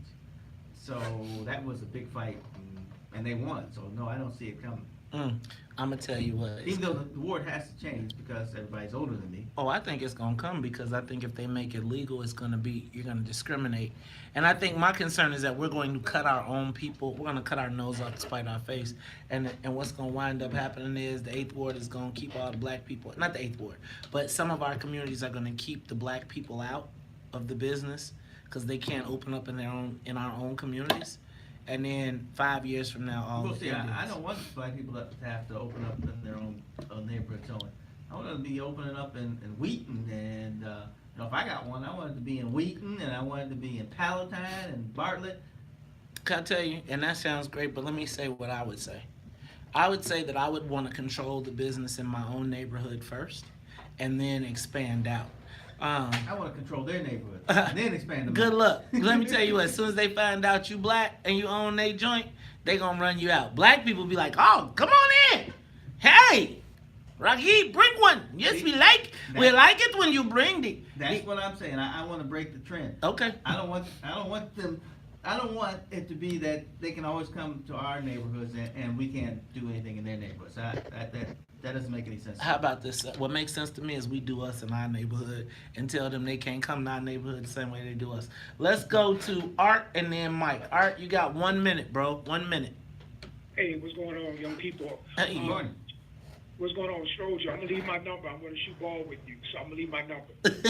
Number one. Can you dunk? Basketball. Number one. Weed is going to be the further stake in the hearts of black people selling drugs in our community. There's just no two ways. White folks are only people that's going to make money off those drugs, and it's going to be at the expense and the destruction of black people. So don't say I didn't tell you that. There's no such thing as doing drugs and being successful. It's not going to work. And Perry would tell you that that's not going to work. And the few people who were older who did drugs, most cases they had intact families, so they had something to pull from. Our families now are totally disenfranchised, so these young people are going to be further and further behind. May God continue to bless. Thank you, Art. I think Art's speaking for people he knows, because I know plenty successful people. I know. Let me tell you what. Do you see how these white boys be running around here with that be eating powdered donuts every morning?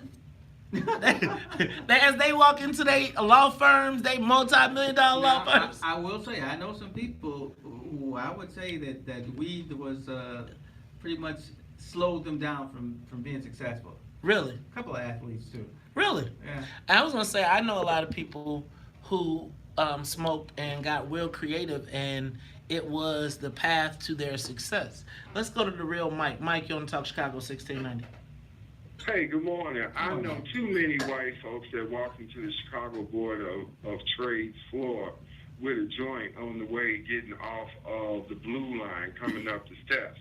Too many clerks that do math all day on the computers. As far as I'm concerned, we need to have a piece of the situation. Now, in terms of the opioid, the marijuana takes the place of the opioid. Most ACE warders are older people. They're dealing with the opioid crisis right now. And Target, who at the pharmacy over there on 86th Street, is gone. So I'm from the school of belief that I also believe that we need to control what comes in our community, how it's controlled in terms of the commercial value. So yeah, WVON has a long legacy of going to Springfield. Its listenership, making sure that black legislators understand the importance of our presence. And that's my comment for the day. Y'all have a good one. Thanks, Mike. That's the real Mike O'Connor. I'm your host, Maze Jackson. Todd Stroger. Todd, would you? You know what? You think we could do a bus trip to Springfield and maybe broadcast and then go lobby? Amen. We could literally take the WVON fam down the night before, broadcast in the morning, have them come to the broadcast, and then we go ask all the legislators what's in it for the black people and divide it up by their constituents. Take about 4 or 5 buses. Let them hear that black people are watching and paying attention. You think we could get that to do? I think that'd be a great idea. Let's make it happen. It's Talk Chicago 1690 AM. Live from the WVON newsroom. Here's our news. She is my main thing. She makes me feel alright. She makes my heart sing. Yeah. And when I'm feeling low. You know you have to talk about that post you put up there with that Latino. Asking what's in it for the Latino people. Oh, we need a Maze Jackson. That's right, I saw that. I thought that was, I didn't take that as disrespectful. I thought that. You just gotta talk Oh, yeah, I about will. Go ahead. What you're saying is that every time we try to do something for us, somebody come right our backs, feeling like, okay, so what's in it for the Latino people? Well, shoot, Do your own thing. right. Do your own thing. We're talking about us, but every time we talk about us, somebody want to come and say, what's in it for us then? Get right. They be like, them Negroes getting something to eat. Right. Feed me. Right. Feed me, CeeLo. You feeding them So Negroes. I responded by saying, we are the most popular group of people in America, but the most hated. They Because love to. They I don't want to say they want to be us, love us, and all that other kind of stuff. But They want to steal our birthright. They want to act like us, but then they want to pretend like we don't exist. It's like white folks want to appropriate our culture. Man, y'all should read that article that was in the Tribune. I really think that might be a good story to do. The story is about why do people from outside of Chicago control the entertainment scene here now. And it was really interesting because it's like they were saying how Chicago people, like how racist it is, like how they all want to have like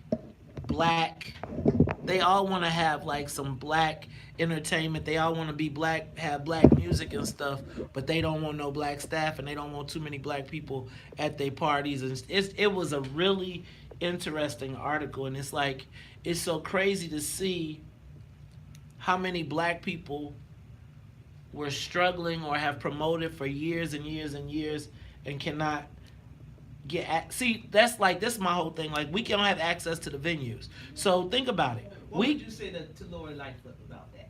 If Lori Lightfoot is asking us to give her ideas of how or what she should be doing differently, what could you propose to her for black venues or entertainment? I would begin by saying, let's create a black entertainment district. It's not something new, but it's like when you go through like Randolph Full Market now, like you can't even freaking walk. You can't even drive down the street. It's so much in they buildings. Like when you go to that, they got like a place where they got their own karaoke bars. It's an old school arcade. I mean, when you go out there, it's like them white people are living the walk there to those places. Take an Uber, drop out the Uber, and then just everything that they need and want is in walking distance. And I remember Ty, we was having that conversation. Ty got mad at me yesterday because that I could be in walking distance. Oh yeah, right. Driving everywhere. And when I tell that to people, they look at me like, "What does that look like?" I'm like, "Are y'all kidding me?" Well, that goes back. I think Mace may have mentioned, but if you did, is that we don't tend to leave our neighborhood. Like he was talking about, you go to work and you go home and then you stay in your neighborhood. We don't get around. Like, in the last 8 years, me crossing Madison is like, what the hell do I want to do that for? I haven't. And you cross Madison and you be like, let me just tell you, there is so many days I go out with Alderman Burnett and I be like, both of us be like, he be like, damn, I didn't know we had this. It's like we just walk down the street and it's a Jenny's ice cream, right? Like, okay, we got, like when you go to Green Street Smoke Meats, they got straight, it's concrete floors, it's bare, it's like it's picnic tables. But can I tell you what? The food and the money that they've invested in it, I just like when you go to Soho House. And you be like, man, they put $100 million into building an entertainment place. Yeah. Like, and I'm saying, I bought a school. Why we can't build us, right, like our own Soho? Like, I want us to build our own, like, why we can't take an old school and turn it into a black co-working space? Like, I got a school I want to turn into a co-working space. But why not get an old school with a swimming pool and turn it into a co-working space that has all of that has relaxation. You can swim, you can go upstairs, you can box, you can work out, you can do all of it. Like we used to have stuff like that. And it's like when I say, what do we have? Like there's no black social club. Like you got a bunch of old guys. Like the way I feel about a lot of the social stuff that we do now is a bunch of but it's like you hear all these names that I've heard of, like you might be and I'm not denigrating them, but like a frog or like you said, I am a frog too. The assembly, the snakes, the whatever, all these social clubs and groups and stuff. And it's like, okay, like who y'all got? And then it's like, I see like, the problem is young people like you are joining the club. But no, because they ain't talking to me. right? They ain't never said, like, again, so you reach a certain status or a certain age group and you want to participate, but it's like, to me, there's a bunch of old cliques that are still pretending that they're as influential as they are. I'm not saying that they're not influential, But that's but not it's what the clubs were created for. okay. It wasn't for influence, it was for socialization. Well, I mean, so I'm saying the same Like thing. in a fraternity. Right, I'm saying same thing. So dig.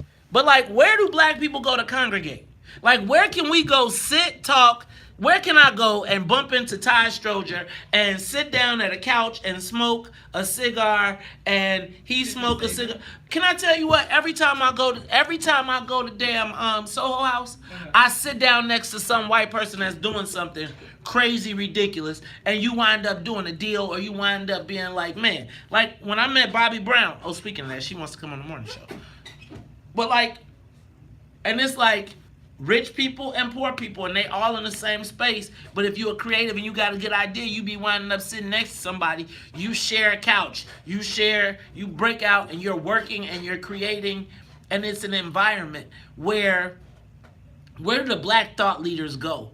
And you know, you could go there and they having a drink and socializing. Like, those groups to me should all invest in like this social club. But it's just they're spread it out so many different places. I mean, we don't have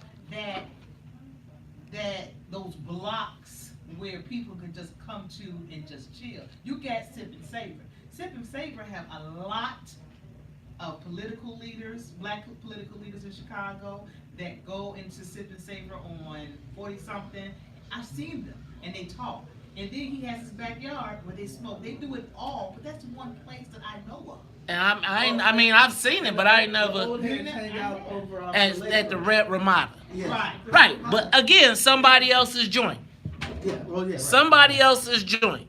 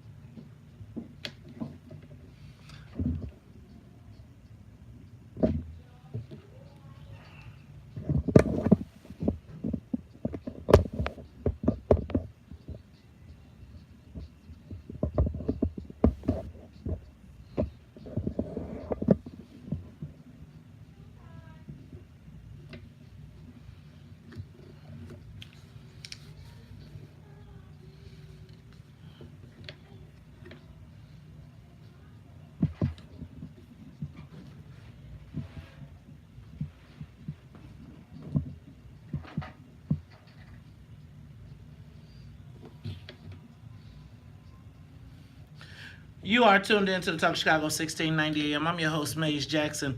Got my man Ty Stroger sitting here. I Ty. have to say that I know that's Lauren Hill, but it reminds me of the brilliance of Roberta Flack. Well, actually, because she remade that Roberta Flack song. But I'm going to tell you, who did it better? Roberta Flack. What? Roberta Flack is a genius. No, I think Roberta Flack. Now, don't get me wrong. I love that version, but there is nothing like Roberta Flack singing. They both have their own thing because they both are unique. Well, I'm going to tell you that I think Lauryn Hill did it better. Lauryn Hill, if you will think about it, she sings well, but you are also talking about the production of the song. Right. Well, I'm gonna tell you though. I think that Lauryn Hill was a musical genius. She was a musical genius, Well, and I she thought- had one of the best art. What's his name? Stevie Wonder, No, Prince, not Stevie. No, Jay-Z. Stop it! No, the Fusion guy. I thought he produced the song. I mean, he dropped the drum line, but he dropped the bass, that drum that took it there. But Lauryn Hill was just, man, at her time, when she was at the time, one of the best concerts I ever saw in my entire life. Lauryn Hill, Miseducation of Lauryn Hill at the Chicago Theater. That concert may have changed my life. You know what the best meme I've seen was? What? There's a lady, and she's talking to Lauryn Hill, and she says, "Are you going to go to Lauryn Hill concert tonight?" And Lauryn Hill says, "Nah, I don't think so." And it's Lauryn Hill. That is true. Lauryn Hill changed, man. Wyclef made her go crazy. Let me stop. Wyclef, yes. Wyclef Jean. Hey, man, I heard Wyclef trying to get in the Illinois weed business, too. Really? Yeah, it's everybody trying to come here. You better cut us in or cut it out. All right, y'all. I'm telling you, we need us a black cartel. I think that might be. If I'm going to go to Springfield. Is that legal? That just sounded so illegal. A cartel? Yeah. I don't think it's illegal if they make it legal. Okay. I mean, shoot, the road builders are a cartel. Nobody tells them they ain't illegal. You ain't lying about that. That's a cartel, right? The road builders, the road builders be talking to the governor like, they be like, "Hey, yo, we'll stop this whole some gun." Mm-hmm. They be like, "Yo, I never thought that an engineer could be a gangster, but them the gangsters engineers I've seen in my entire life." All right, let me start. Look, you see, put some bodies underneath asphalt. I would tell you what, I wouldn't be surprised if they have. Hey, y'all, as much money as they make. It's Talk Chicago, 1690 AM.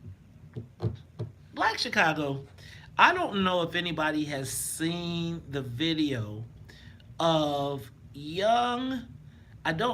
it Denigma Howard? Denigma Howard, it is the 16-year-old young lady, student at Marshall High School, who was asked to leave the school, was told to leave the school. Her parents were called, and in the process of her parents being called to take her home, she got into a full-blown altercation with 2 Chicago police officers who happened to be working in the school. Now, initially, the young lady was charged with assault. But after some time and after the video came out, we have now seen the tables turned, and the video shows CPD officer literally dragging her down school steps. Now, you have been to school steps? They don't have padded school steps, do they? No, what school is this? Marshall High School. Oh, no, that's old as dirt. Right, so that means those were concrete steps. So they was dragging her down the steps by her legs, which means that she wasn't protecting her head. At the bottom of the steps, you then see her getting choked, punched, kicked, and then tased 3 times by the 2 police officers. Well, they were actually on the ground with her as well as kicking. And I'm going to tell you, watching that video, I was like, dang. And you know how kids are. You know, these days, kids got smart mouth. They will tell you a thing or two. But it's only so far that you go with a kid, in my estimation. Mm-hmm. I don't know if you saw that video of the Louisiana police officers body slamming that young student in the school, and the teachers and everybody was like, dang, but they let him get body slammed. I don't know if you all remember the story of the young girl in Texas who was in a swimsuit, and the police officer had his foot in his knee in her throat, and then pulled out the gun and told everybody else to get down and lay down. Mm-hmm. Well, this story is very similar, but these were apparently 2 black police officers. But then let me tell you what really took the cake for me. Was that the father was there. That Denigma's father, what's his name, Laurencio? I can't find it. Anyway, he was there. And this is what he had to say. Sonia, play back what he said on ABC 7 yesterday. In the video, you can see they pull her by her leg down the stairs, the whole flight of stairs. I'm standing downstairs by the front door, and she said, I'm going to get her to come downstairs. She's going home right now. I couldn't believe I seen, 2 sworn police officers of Chicago abusing my daughter like this, and I'm standing right there watching them do this and can't do anything about it. I thought that maybe they were going to try to choke her out, or maybe she lose consciousness or something like that. They had a foot in her chest. She has asthma. She telling me she can't breathe. She's turning red. I see a vein sticking out her forehead. I was lost as I listened to that. Todd, That was her father. He said he witnessed it and watched it all. Not like on the tape, but he was there. Right. So that got me to thinking. What is a black parent supposed to do when they see their child being assaulted by a Chicago police officer? Now, let me just say that. When the lady said, she's coming down the stairs right now, and she's being dragged down the steps by her foot, down the steps. Yeah. Okay. There's something wrong. Right now. It's time to stop this. Stop. Wait. Play back that real quick and then go to break. Well, you know what? We'll play it back when we come back from break. Because he saw it all and said he couldn't do nothing. I don't know, Todd. Am I going to go to jail this day? I might wind up shot that day. Yeah, well, Talk Chicago. That's what he was thinking. Right. Maybe that is what he's thinking. It's Talk Chicago 1690. We'll be back. More of the morning show with Maze Jackson. But what do you do, Maze? I'm going to tell you what. The first thing, the immediacy is, I'm stopping the abuse of my child. Right. If I have to get beat down for that, I'm going to take that. Right. But, absolutely. Oh, yeah. Oh, no. Absolutely. Oh, no. Absolutely. Like, at that point, y'all see that we going to stop it some kind of way. And Did what? y'all see that? Yeah, I saw it. I had to cut it off because they're punks. They're pussies. They're punks. Because if somebody attack their kid like that, they'll have a fucking fit. You mean to tell me your grown ass Can't wrap our ass up. Exactly. All somebody had to do is get their arms around her. That's it. Like a father, or even if they knew the father was standing there, get your daughter. You better get your. You better get your daughter. Right? She probably, unless she done did that to his ass. Well, I blame the administrator who should have said, I think you should come up and escort your daughter out instead of having them dragging her. That's what the administration should have said. The police be like, oh yeah? The police be like, "Ken, for what?" I think if you're a police officer in a school, you gotta have a whole different set of training. Because teenagers are gonna test you regardless, and they think they're invincible. And if you getting mad because a teenager is challenging you and you ready to go whoop the teenager, shit, our own kids challenge us, but we ain't about to handle them like that. Who does that? Right. You just don't do people like people. Period. You don't do people like that. I'm not gonna do that to my kid. You know, you gonna get disciplined, but that's just cruel. Yeah. And for grown men to tackle a young lady like that, they are punks, punks, punks, punks, punks. That's why you have parents. They're punks. And the parent came, so the parent was trying to be responsible. Crap. Like, did they have a bad day? They have a bad day that day that they had to go in on her like that? I mean, that ain't the problem. I don't care if you had a bad day. But I'm saying, but Ty, scoot over to. do they see? Scoot that way. I mean, Yeah, that's cool. I mean, what makes you react like that? You don't see this girl being. Because I'm the police, and the police be like, you know, I'm the. So you know what? Tell Sonya have both of those ready. Have the father saying that, and then have the I'm the police, I kill my. Have that ready too. Oh, and he said it to those boys. Yeah. Oh, what about the one I told you that happened this week? Yeah. Yeah, that one. And then the one that said, the little kid said, "F the police." You got audio? He says, wait till you're 18. Your ass is mine. You got audio? Yeah. Get that too. I can send that to her. Okay. See, man, police have a complex.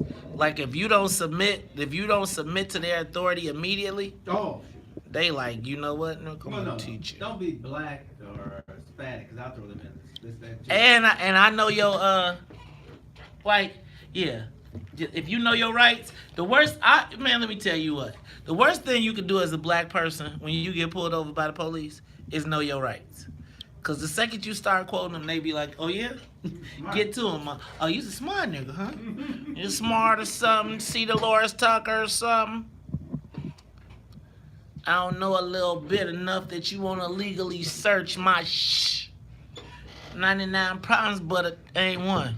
You know, I used to watch this show, State Troopers, and they pull people over and they say, can I search your car? And they always say yes, even though they got something in there. Because you scared if you don't, they gonna do it anyway. And occasionally that happens. Huh? Occasionally that happens. They're like, go sit over there, I'm calling the dog.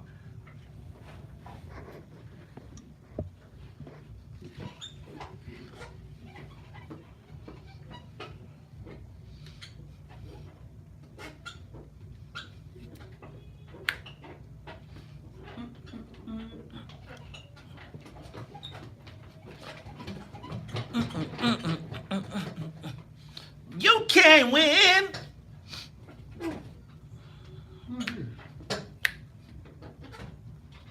You can win.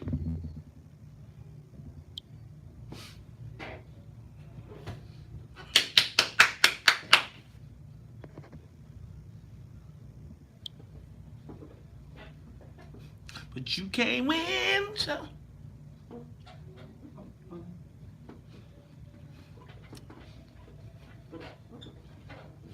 You are tuned into the Talk Chicago 1690 AM. Laurentio Howard, father of Denigma Howard, watched, you know what?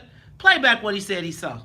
Video, you can see they pull her by her leg down the stairs, the whole flight of stairs. I'm standing downstairs by the front door, and she said, I'm going to get her to come downstairs. She's going home right now. I couldn't believe I seen, 2 sworn police officers of Chicago abusing my daughter like this, and I'm standing right there watching them do this and can't do anything about it. I thought that maybe they were going to try to choke her out, or maybe she lose consciousness or something like that. They had her foot on her chest. She has asthma. She telling me she can't breathe. She's turning red.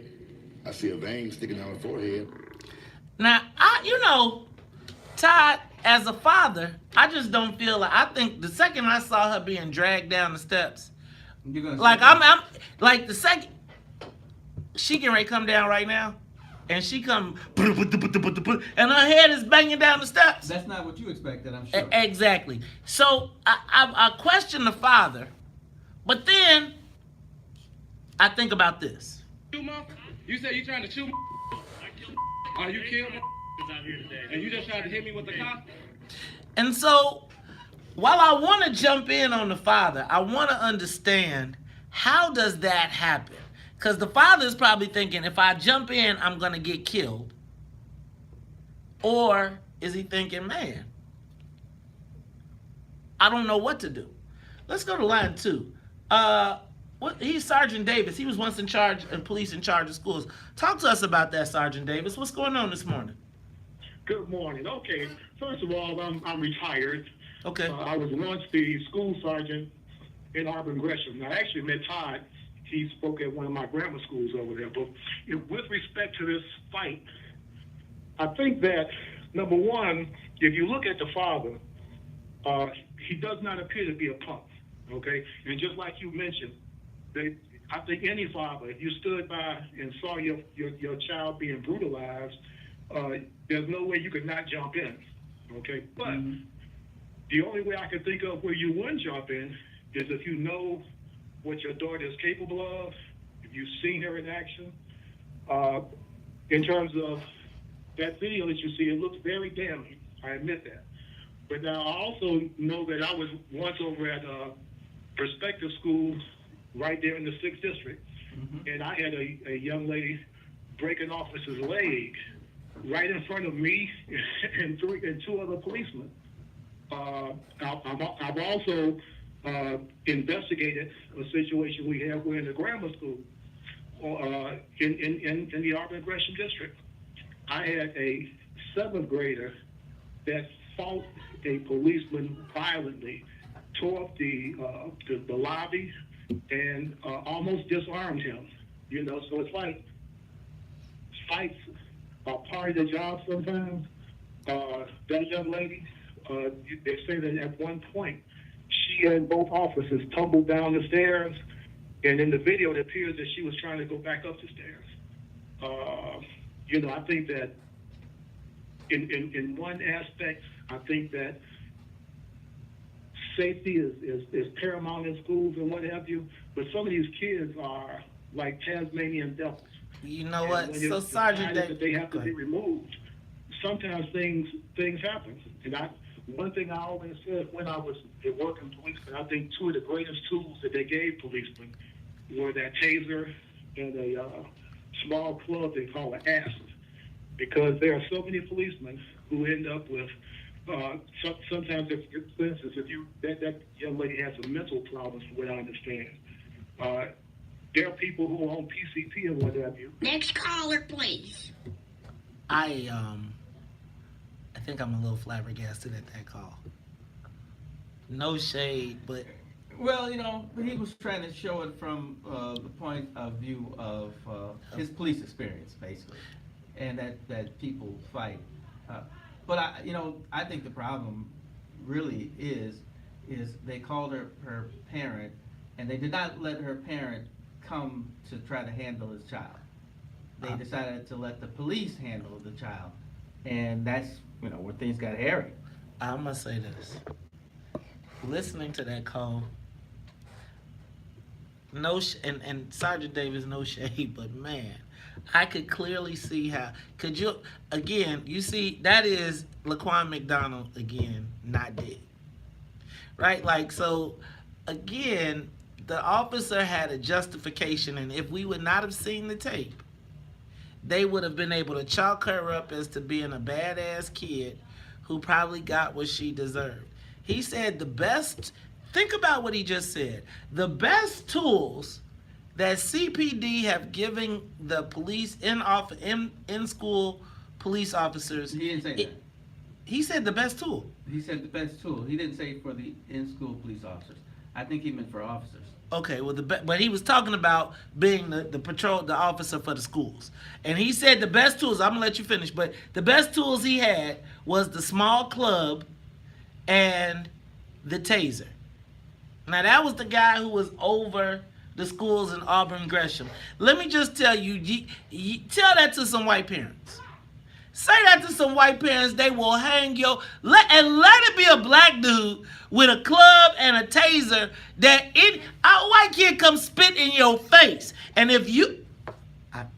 I think what he's saying is, well, I'm going to throw this in there because he didn't say this part, but I'll say it. But I think what he's inferring is that we know that black people get treated differently.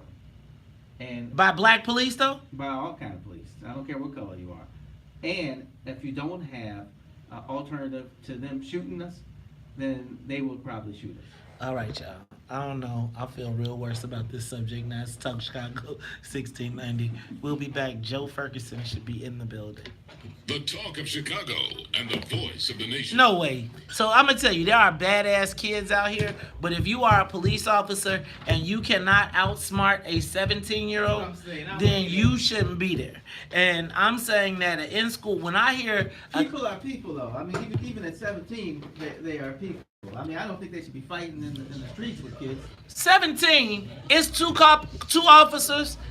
Let me tell you what. We're restraining her at the top of the steps.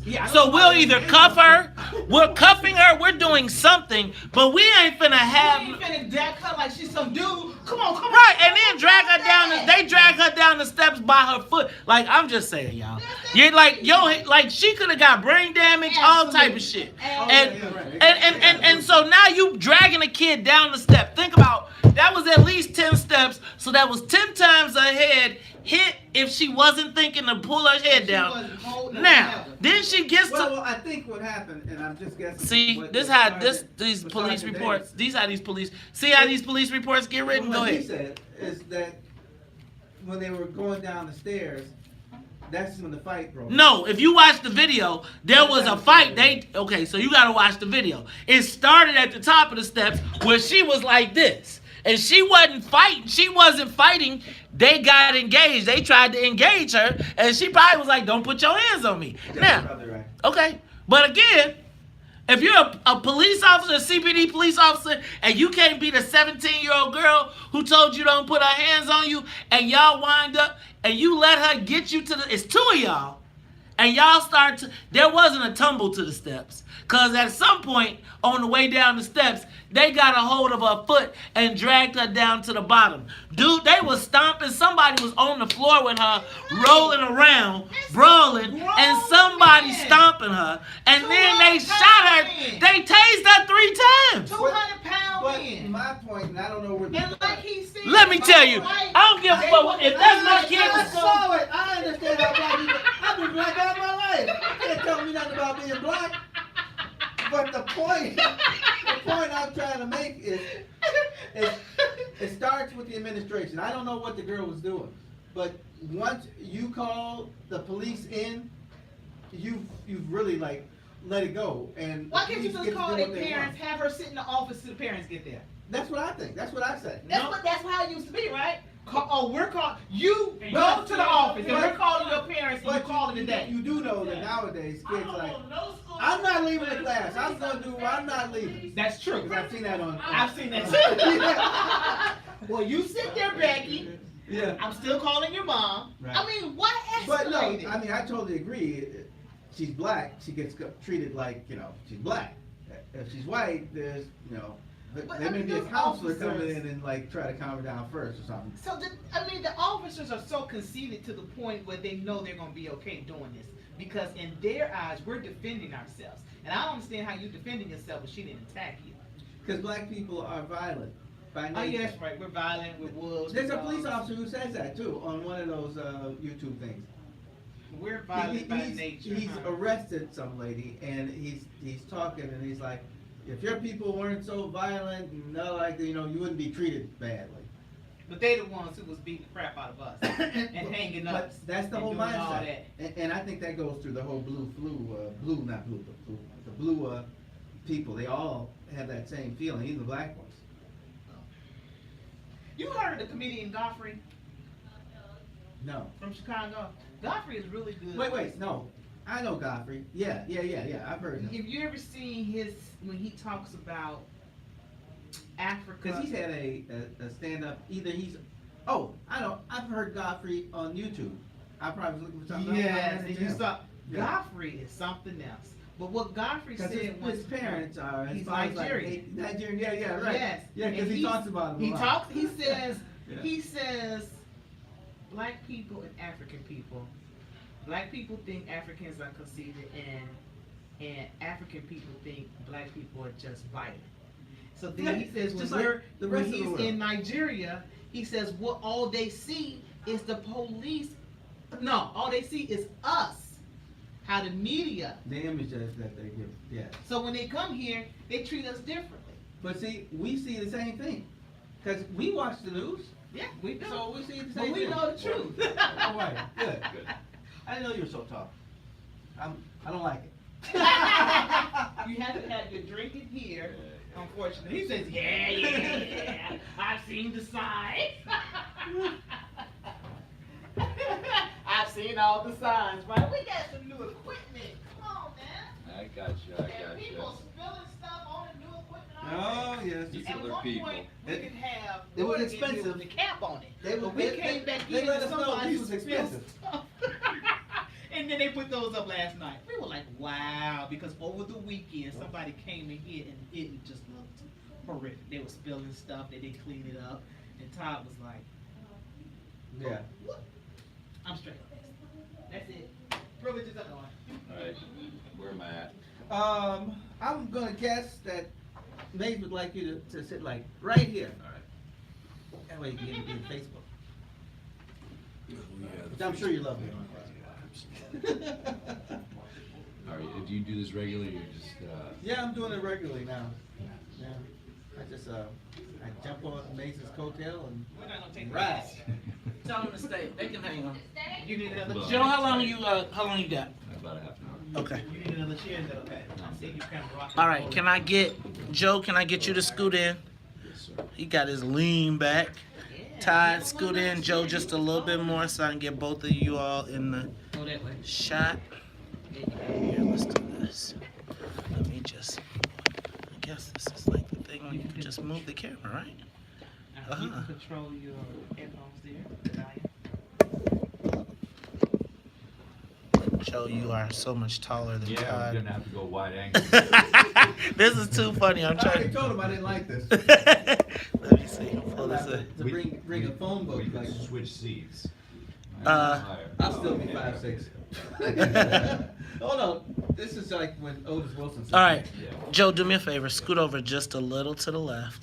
Todd, scoot over to the Right. the left. Right? Why am I? Oh, that's what it is. Why do I have to look at my Mac? Why do we all? It's the story of all of our lives. Here, let me see if I can. Really? Well, you know what? I'm gonna tell you what. When I see Mike Flanagan, and if we have a conversation, we have a real conversation, I enjoy that. You know what? Well, tell him that you need a conversation and get you some work down there, man. Well, that's a trick. If he knows I'm coming for that, we may not have a conversation. Yeah, you're like, Joe, you got some headphones. Everybody ready?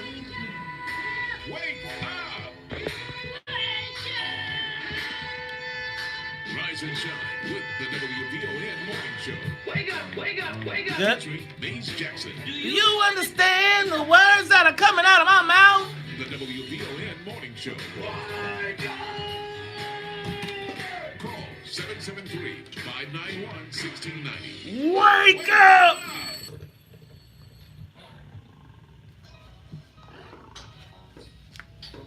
What's going on outside? No man is safe from.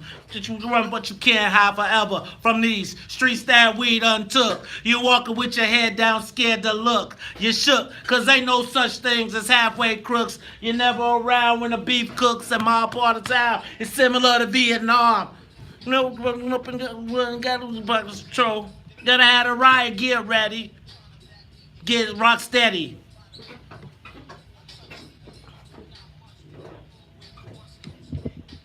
And what's the action? When I'm not at home, puffing, lie, relaxing, under the press, so I wear thug proof underneath my vest.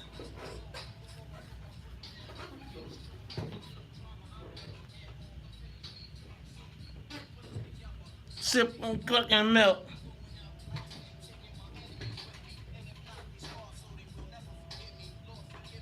I'm coming out knowing how to act. Then I can't. You are tuned into the Talk Chicago 1690 AM. I'm your host, Maze Jackson. Y'all know how we do at the top of the hour. Gotta say what's up to the WVON Morning Show team. What's up to my man, my co-host, Todd Stroger, former president of Cook County Board. That was Mr. D Mob, right? Huh? No, that's Mob Deep, Todd. Oh, Mob Deep. Mob My Deep. memory's not as good as That's that. we just passed the 25th year anniversary of one of the greatest hip-hop albums ever. And he did it? They. Mob Deep. Oh, I'm sorry. Havoc and Prodigy. Mob Deep. He's a little older. He's with Cool Mode. That's right. That's my man. All right. Look, that's ridiculous that Joe Ferguson could come in here and be hipper than you, Todd. All right. Now I gotta say what's up to the rest of the WVON Morning Show team. Gotta say what's up to my girl Annette Flournoy in the newsroom. And what's up to the Wonder Twins. That's right. I got Sonia Tompkins and Miss Sonia Escobar, the musical conductor of the Soul Plane. But y'all, let me tell you what. He is back in the building. One of my favorite guests. He always kind of tries to keep it real for us. Now, y'all know I get a little nervous. I get a little itchy when there's federal prosecutors and stuff around. But one of the people that I'm going to tell you that has been at the forefront of really examining the Chicago way and really putting in perspective some of the things that we take for granted here is Chicago Inspector General Joe Ferguson. Joe, welcome back to the morning show. How are you, man? I'm doing well. Joe, so man, you've been in the news. You know what? Next time you hit me up, I'm gonna take you. I'm gonna be like, the first day you do, I'm gonna say next day, cause you hit me up. You said, Maze, we got the new report coming out on the gang database. When you wanna have me? I was like, ooh, that's a Friday issue. And you know what? You've been on every TV station, every radio station, talking about one of the things that I think, quite frankly, is most important to our listening audience. This Chicago gang database. It is something that we have all heard of, we all know about, but we don't know really what it is. You took a look at it, you cracked it open, and you had some interesting findings. Break it down for Did us. it did indeed. There is no such thing as one gang database. It's this patchwork of all sorts of places where the Chicago Police Department holds gang-related information about on residents of the city. And we looked at the part of it that was the best part to analyze, called the gang arrest card, which is a component of every single arrest report that's written. We looked at 500,000, over 500,000. Wait, they got 500,000? Going back 21 years, 520-some thousand arrest reports resulting in these components called gang arrest cards involving 134,242 residents of the city of Chicago. 95% of them are black and brown skin. 91% of that 95% are men rather than women. The places where more than 50% of them come from are 13 community areas, and you know what those community areas are. Let me guess one. And at the very top of the list is what? Go ahead, guess it. Austin. You got it. West Side. How did I know that? Let me guess. Let me see if it's another one that I could guess. Inglewood. You got it. How about? So this seems like this matches the $1 million blocks. Auburn How about? Crescent. A little lower, but it's up there. North Lawndale, Humboldt Park. Okay. The five, the right, $1 million blocks. Everyone knows the map of Chicago. We just put different labels on it. This is another one of those maps. The people who are are designated as gang members at the time of the designation range from age 9. Okay, 9 to age 75. At the time they were first put on. Wait. 75. You can get put on at 75? Okay. So tell me about this gang database, because I think we've all heard about it. How did it come together? What was the purpose of it? And now you said I think I read somewhere there's 18 different ways you can get on this list. Yeah, there's 18 different places the Chicago Police Department that we've been able to identify, and the department knows of, because the department doesn't even know all the places that it stores gang-related information, and that's a problem in and of itself. But all sorts of various types of reports that are generated, a lot of them coming from street encounters and other sorts of touches of the law enforcement system, where you can have your name designated as a gang member. For instance, old stop and frisk contact cards and now investigatory stop reports. That's another place. In the last 2.5 years, 388,000 instances of investigatory stop reports where, again, more information. So there's all sorts of different ways. So then the question is, what happens when that street encounter results in an officer putting you in as a gang member? Yeah, how do they put you in how do they identify you as a gang member? So 88% of the group that we looked at, the 134,000, 88% of those, the reason given was self-admitted gang member. Now, who says when you get pulled over, you know what, by the way, I'm folks, ooh, by the way, I'm a vice lawyer, ooh, by the way, I'm a Simon City Royal. Who does that? I mean, is that really, how do they? So it's a he said, she said situation. And, who's to know? There has been no other requirement of other forms of objective information to say, okay, whatever was said there, this person is in fact associated with the gang. It's simply the stated or the purported representation, and that's enough to get you on the list. You do not get notice, you do not have a right of appeal, and you stay on that list forever. And the consequences are huge. My friend got in a bar fight. He's Hispanic. He got in a bar fight. He hit a lady, and he admits he was wrong. He got sent up for a felony. I don't know exactly what to call it. Hitting a lady. Okay. Right. You hit a woman, fool. Right. But he said that the police questioned him. They kept on asking him over and over, "What gang are you in? What gang are you in?" And he's like, "I'm not in a gang. This was just crazy fight. I should have been in a fight, but I'm not in a gang." And I'm pretty sure he ended up on that list. Yeah, and so we went out into the community, had lots of community forums, talked to lots of community organizers, talked to intervention workers who used to be gang members, and many of them say, "No, I did not say that I was a member of a gang. Maybe it was a situation where you were in a gang designated area. There are areas of the city that are called gang designated areas. And if there is an encounter with the police in those areas, well, you're kind of halfway on the way to being designated as a gang member if you're having an encounter with the police." Wait. where are the gang designated areas? I think we already talked about some of those. So are they, no, but like, is there okay, so Well, wait a minute. But look, on the other side of the ledger here is, we got crime problems, and the police need to be able to have good information to analyze where the hotspots are and who they need to be concerned about. And so there is intelligence, sort of gathered and analyzed, and there's gang territories, and those things are marked out. And if there's intense activity, and then they can be designated as gang areas themselves. Dang, so what happens when you move into a gang area and you ain't in a gang? Well, it's a really good question, because your encounters with the police are likely to be different simply for the fact that you are living in a gang designated area. Not necessarily anything illegal is going to go on, but the scrutiny is going to be much higher. And if the son of a neighbor that is a gang member, well, then you have some, association, and who knows how things go. Behind all of this is officers aren't trained. There are no clear criteria. It's very subjective. There's no review of this. There's no independent evidence that's required to corroborate, and there's no right of appeal.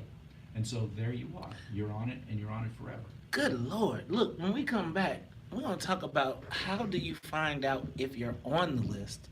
Because you know what my biggest fear is, to be getting stopped, and then you're on the list, and they treating you like a member, and you're not a member. And the next thing you know, you get hauled off, and you're getting locked up in the county, and they put you in the wrong. Oh, God. Look, y'all, we got questions. I got questions I got to get answered. We'll talk about it more when we come back. It's Talk Chicago. Joe Ferguson, Inspector General, City of Chicago. More of the morning show with me. There is no right place in the jail. Let me just tell you. Man, well, Jason Van Dyke got the right place. He made it out of there nice and comfy. So, Joe, that's kind of crazy. So,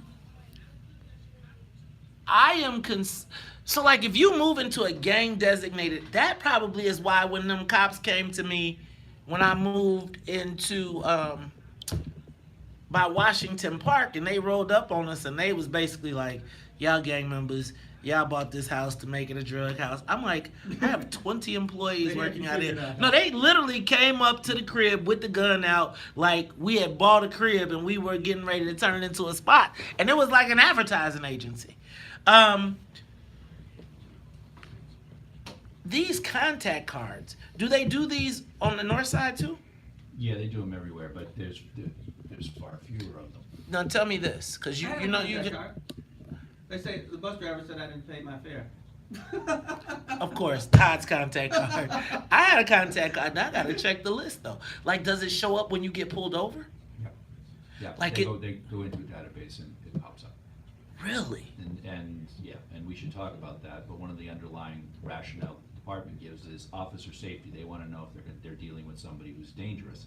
But the threshold for being there isn't about dangerousness. It's about simple associations. See, but you can't be. I'm gonna say this, and this is probably gonna be bad to say, but in Chicago, it's hard to not know somebody. That's exactly right. Like it's. I mean, you live in the city. Shoot, you live in Bolingbrook.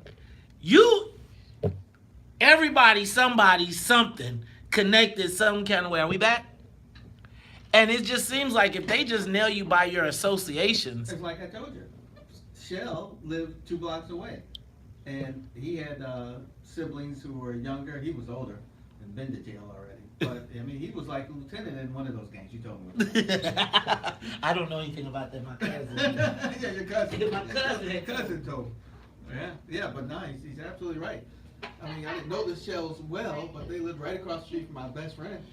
Okay, Joe, the question I really got. Not to be contacted with. The question I really got. What is going to happen on May 2nd or 3rd? That's what I want to know. May 2nd or 3rd. What you want to know is who is going to happen to. Do you know who? Damn! No, I got to get some answers. No, we can't talk about that. Oh, my God. If you had a section, are you going? What's that? If you had a section in the paper, will you be on the list? You could just help me out there. Will there be any lobbyists? It's a very focused thing right now. So Okay. It's who you already know. To my. It's who you already know. Whoop. Damn. What about Pulaski? What's that? Okay. I should have known. He too slick. Bad what? Bad boy.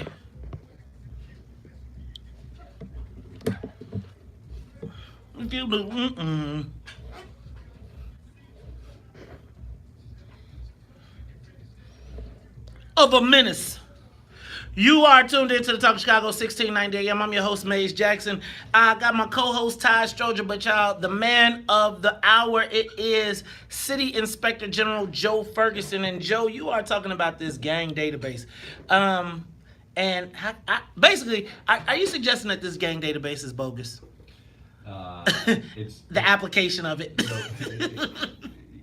In a manner of speaking, yes. It's not what it needs to be if it's actually going to be an effective tool. And one of the things is the police department has acknowledged that in response to our report, has acknowledged that how they manage that data, what they do with it, the standards that go into it, all that sort of stuff does not serve their own important objectives. And so they're going to make a lot of changes to actually bring it into harbor with those objectives, or at least that's what they're proposing. Joe, talk to me about how, give me a practical application of how being put on this database can negatively impact a person. So the biggest immediate impact are all sorts of legal consequences when you touch the criminal justice system. But even before you touch the criminal justice system, in just a street encounter, if your name's on that list, an officer pulls that up in his squad car. So let's say he makes a traffic stop, right? Or there's some sort of misdemeanor type of arrest situation on the street. You're shooting craps or something like that. 6'4", 10'4", what you say? 6'8", you know what I'm saying? Let's do it. And then they pop your name up. They're able to pop your name up. And if it comes up as a gang member, the whole encounter then changes. And one of the reasons that they say this is important is they need to know for their own officer safety whether you're someone that poses a risk. There's no requirement to be on this list to have prior criminal activity, prior violent crime activity, anything like that. So it changes that outcome. Once if you actually have it touched in the criminal justice system, it can affect your bail, it can affect your conditions of release. It certainly would affect your sentence for all sorts of various types of things. It affects the availability of certain types of social services. It can adversely impact certain job situations when you're out in the world. There's all sorts of institutional consequences, especially if you're a student. And 25% of all of the people who have been designated, they have been juveniles at the time of their designation, and that stays on forever.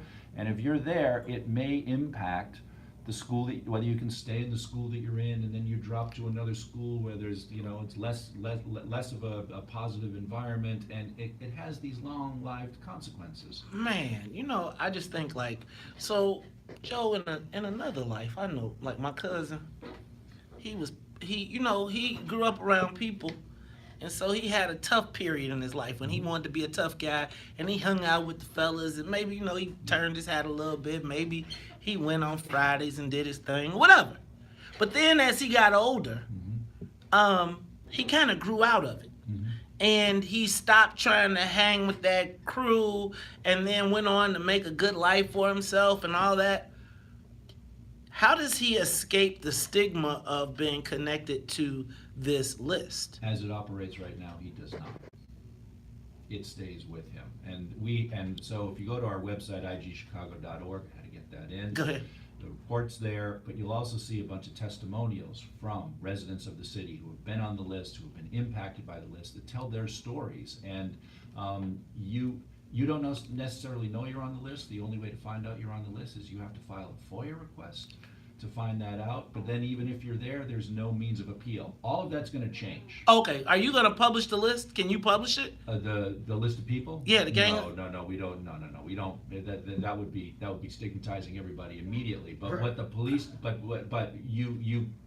going forward, the police department is committing to giving people notification, and then they have rights of appeal. and they can challenge. Now, we have some issue with whether or not that's enough and what they're gonna be doing, which is why it's really important that we have public hearings on this. Okay. In the city council. Is that what you're calling for? Do we need to call that? So write your alderman and say, you wanna have a hearing on this. Hey, WVON family, you hear that's a call to action. Now, let me tell you what. This is a what's in it for the black people moment, all right? So, now, Joe, you know you did the black-brown thing. But is it a way for you to tell me how many black people specifically on that list? It's way more black people. You hear that? It's way more black people on that list. And so let me suggest this, y'all. We want these hearings, and when we have these opportunities to address, you hearing all this criminal justice reform stuff, right? You hear it, and then it's some pie-in-the-sky situation. How many people you say is on this list? 134,000. That means that one in 10 people that we know is somewhere on that list, right? That's right. Which means that means somebody that you are going to church with, that is somebody you are going to school with. Let's hold we got 20 black aldermen right now. 20. That means to me that every one of them should be getting a tweet, an email, a phone call, or something suggesting that we want these hearings, because I want to get brothers and sisters off this gang database so we can keep moving forward. You know they say ban the box, right? Remember how it was the big old thing about ban the box so we can give everybody an opportunity? Man, you got more chance of getting jacked, getting pulled over by the police before you on your way to the job interview.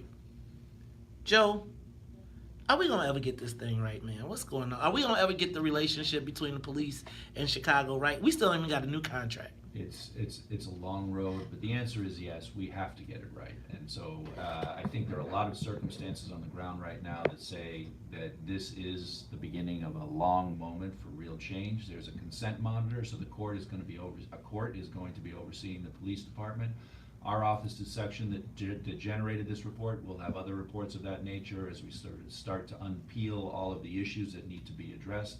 And we have a new mayor that very much knows what needs to be done with the police department, and then will have their attention. Speaking of the new mayor, are you going to be hanging out with the new mayor? Are you going? Somebody, I was listening somewhere, they said you might be the guy taking over the law department. What's up? There's fake news. There's fake news. A lot of speculation. Okay, now let me ask you. I have a great job. I love my job. I feel like I'm doing something that matters, and I'm going to keep doing it. Now, do you guys get to look at contracts? And yes.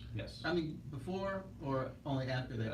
In certain situations, we'll monitor the procurement process for a really big contract, but typically it's after the fact. So can I ask a question, Joe? Yeah. Speaking of that, can you take a look at the Lincoln Yards TIF and the 78 and see? Because we want to know, they said they got extra money for the black contractors. So I want to know. Because I feel like this happens all the time. We say, yep, and then you switch up the contract, and then we're not there. And I think the last minute switches that seem to occur in all of these situations leave everybody suspicious of whatever is happening. And so you're right, we do need to see the real numbers and know what the difference in the changes were that were made, and then follow up to see whether they actually do what they say they're going to do. Okay, last one. I'm going to put you on the spot.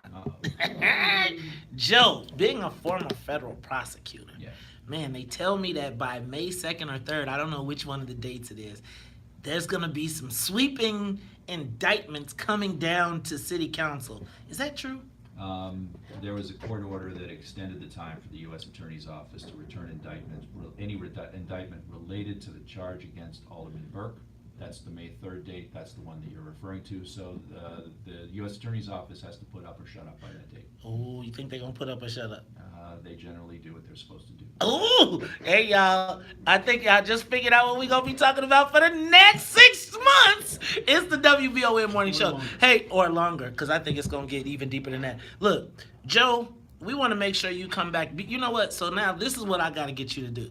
Like the day before you're going to release the report, you just call and say, I'm coming in. We know 8 o'clock, the day before you release the report, you come here because we want to break it out first. I'm going to tell y'all, Joe, I had a problem with you initially, but I'm really starting to dig you, man, because this brother, he tells the truth. And every time you come out with a map, it always looked the same. He said it today. He said it's the same map. You know the map, Maze. It's the south and west sides. If it's going to be crime and violence, bad things, it goes to those Everything else is up in the north. Hey, Joe Ferguson, we appreciate what you're doing, man, and we'll have you back in the morning show. Appreciate you. All right, y'all, we'll be back. Tell them how they can go to the IG site. igchicago.org. Our reports are up there, and there's lots of great information and data about your city, about your police department, what it's doing, how it operates, real time. So igchicago.org. There it is. We'll be back after traffic, news, and the weather. Good stuff. All right, so.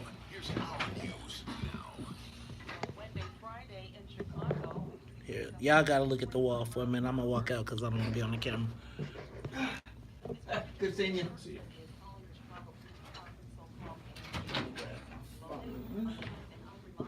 going to talk to Mike Madigan, just don't do it on the phone. It'd always be legal.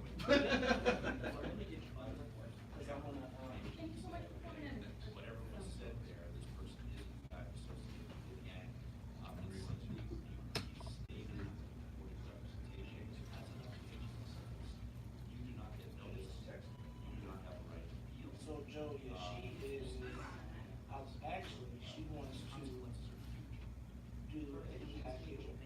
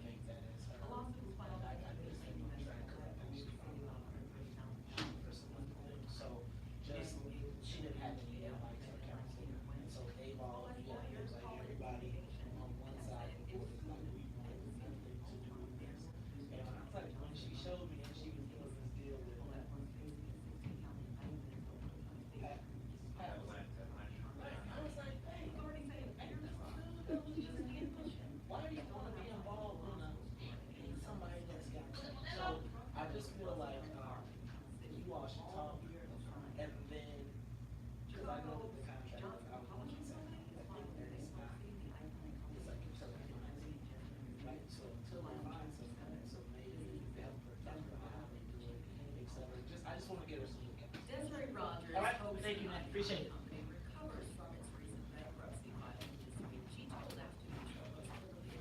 Hey, y'all. We back. Joe Ferguson messed up my camera situation. He was so much taller than Todd. I was like, Jesus, I gotta adjust the cameras. He's got to be like 6'5". Like, right. I think he played ball somewhere, too. He's literally like a foot taller. He's actually a cool dude for a inspector general. For a prosecutor. Right. Like for a prosecutor.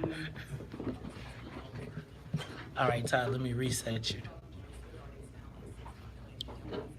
Push that chair out. We can bring our stuff back down. Good Lord.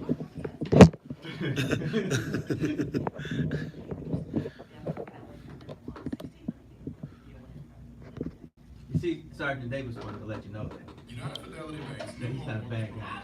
I don't think he's a bad guy. United Fidelity Bank wants to help you make homeownership a reality. This is Aaron Malone, Vice President and Community President of United Fidelity Bank. Every day, WVON listeners are calling us about our new Hope Mortgage Program, where you can qualify for an interest rate under 3%. The lower the interest rate, the more money you save. Our current interest rate is 2.75%. We also offer down payment assistance program with options as low as 5%. Oh, my daughter texted me saying, "What a good influence, Dad." And I was thinking, what did I say? It must have been the marijuana stuff.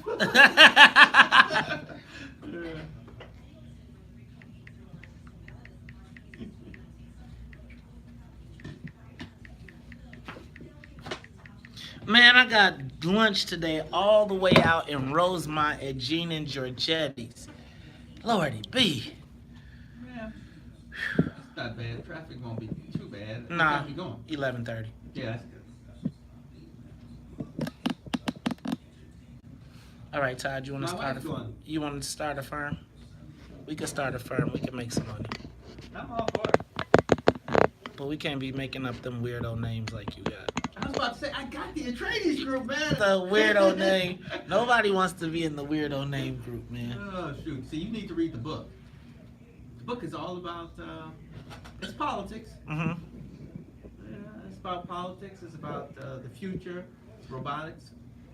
That's why I keep on telling my son, look, man, find a place to hide when the robots take over. I'm going to have I want to do social media lobbying. Could you imagine lobbying? Like, this is what I want to do. Like, as we do, like, one of the things I want to introduce, somebody's gonna steal it, but it's okay because you heard me say it first.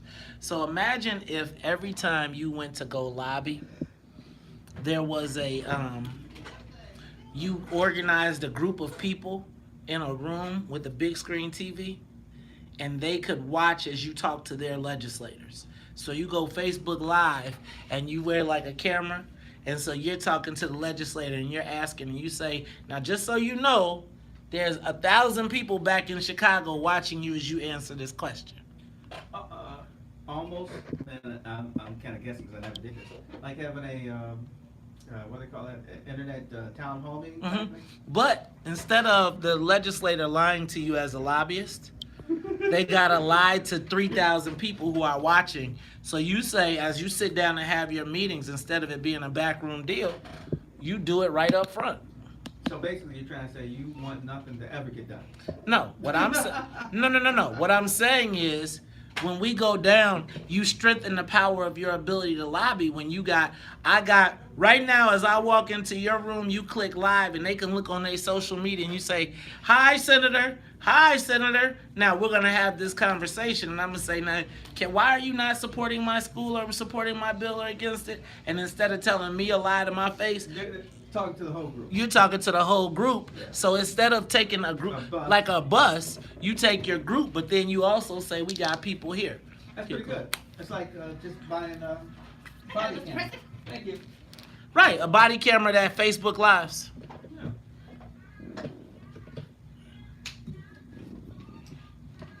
Boom,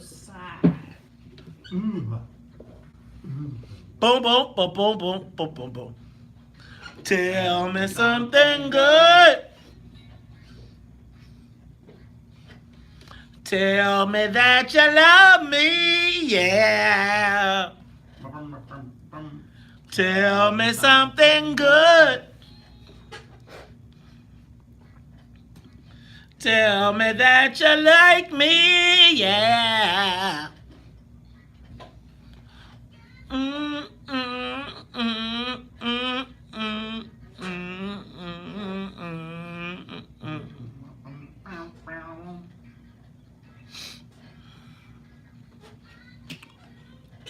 There was 48 hours to it was day. Boom, boom, boom, boom, boom, boom, boom, boom, boom.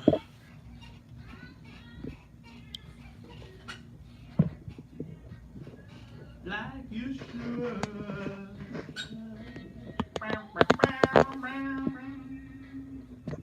What I got to give, well, sure enough, do you good.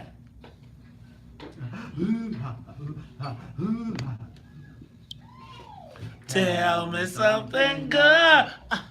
You are tuned in to the Talk of Chicago, 1690 AM. I'm your host, Maze Jackson. Got my co-host, Todd. Chicago Funk at its best. Chicago, tell me something. You know something? I don't think I really appreciated.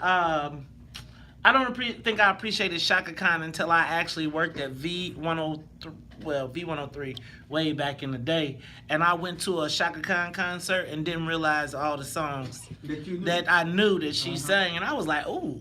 And then I had a whole newfound appreciation for her, and it seemed like, you know, she wasn't. I remember that was Rufus featuring Shaka Khan. Okay. So that was the musical group too. Okay, but so they came with their funk. They came with the funk, and she took the funk there. I heard she was a Black Panther, too, from Hyde Park. That's what I heard, too. Yep, she went to Kenwood. I think she was there before R. Kelly, though. So R. Kelly wasn't thinking about her. All right, look, y'all. Let's go. The reason you heard that music is because I want to do a new feature, and it is Black Chicago, what's good? What's good? You know, I spend the whole week talking about what's wrong, what's going. We keep the calls. But even if they talk to me, they got to tell me what's good. Like, I don't want to hear, I want you to tell me what is good in Chicago for black people. Like, tell me, and this isn't snark. You know, like when you go to church and the reverend say, we ain't gonna move till somebody give me a testimony. And so you sit there and everybody looking around like, I ain't got no testimony. And then you realize that the reverend say, ain't gonna be no church. We'll be here all night. If y'all can't give me a testimony, if you can't tell me how good the Lord has been to you this week. And so what we want from you during What's Good, Black Chicago, we want you to tell us something good. Tell us something good that made your week. That tell us something that will get us to the weekend. That will give us some inspiration. Wow. Some love. And some glory. Now, church, you know y'all. Now, you know, Todd, you didn't do that at your church. You said, "Oh, Solo Maria." I sat in the back. Oh, I sat way in the back. I said, you said, you know, them white people put you out that church quick. They be like, look at here, nothing that will extend the church service beyond the 1 hour time limit. But y'all, I really want to know what is good. Can you tell me something good that happened this week? Did you find $50 in your pocket when you washed? Did your wife take you out for dinner somewhere? You got somebody that did you right that you want to show them some love and appreciation? Well, you know what? I'm going to tell y'all what. I think that I want to hear from Black Chicago what's good. So I'm going to tell you, I'm going to take these calls. But if you don't tell me something good, you're going to be like, doo-doo. So you better get ready. And I'm going straight down the... You know who I know can give us something good? Who that? Third Good. That's right. So let's go to Third Good. Third Good, Joe Talk Chicago. I know you want to talk to Joe Ferguson. He gone. Tell me something good, Third Good. Third Good? He like, you got me. Look, Black Chicago, I want to tell you nothing good. Tell me something good. Let's go to Ronnie P. Ronnie P. Tell me something good, man. Good morning, my brother. It's Ronnie P. on the shop back. What's up, Ronnie P? Talk to me. Tell me something good, though. You got to tell me something good. Well, let me tell you what is good. What is good is that the film at least not only identifies some of the Trump followers, but also some of the European Negroes that actually do their work. That is what is good that is being passed on to people to wake up, because teaching them is not easy. Even you, May, I never thought I'd hear something as positive as the way you express things, and you came on with a good point. What's in it for black folks? And you can't tell me, I cannot find anyone to tell me they voted for Mayor Romney Emanuel 2 times. That in their black ward voted for him 2 times. That's what is good for the people to wake up with knowledge. They may not get it today. Maybe it'll take another 400 years. I'm not sure the United States of America gonna last 400 years long, less than maybe 40. Yeah, Ronnie P. That is Ronnie P. He told us something good. Maddie, I'm going to let you get your comment in, but you got to tell me something good. Tell me something good. 312-374-8130. Y'all got to tell me something good. It's Friday. I want y'all to tell me something good happened this week, because I know it couldn't have been all bad. 312-374-8130. Let's go to Maddie. Maddie on the Talk Chicago. Maddie. Oh, y'all scared of something good, huh?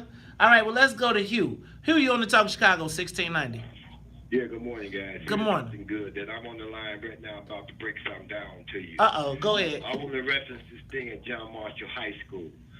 First of all, it's criminal that the citizens of this city have allowed the Chicago Police Department to commit acts against people of this city that has cost the taxpayers millions and millions and millions of dollars, and they still continue to do it. Secondly, I want to say to that father of that girl, sir, I'm not coming against you, but we must understand what's going on with us, not just in this city, but wherever we are in this country. Do we understand that what you've seen going around this country with these police shootings and killings of black unarmed individuals is a systematic process? The same thing that took place during slavery time, where we sit around and watch our people be lynched. Sir, you We cannot allow ourselves to be injected with that type of fear where we don't protect our families and our people, especially our children and our women. I'm with you on that. You know what? I'm with you on that, man. I feel like we cannot be scared to protect our women and our children. Like I felt some kind of way. Could you play that for me again? You got that? Like I don't know if I could ever. I mean, when my man Todd Stroger say, I gotta throw my body on her or something.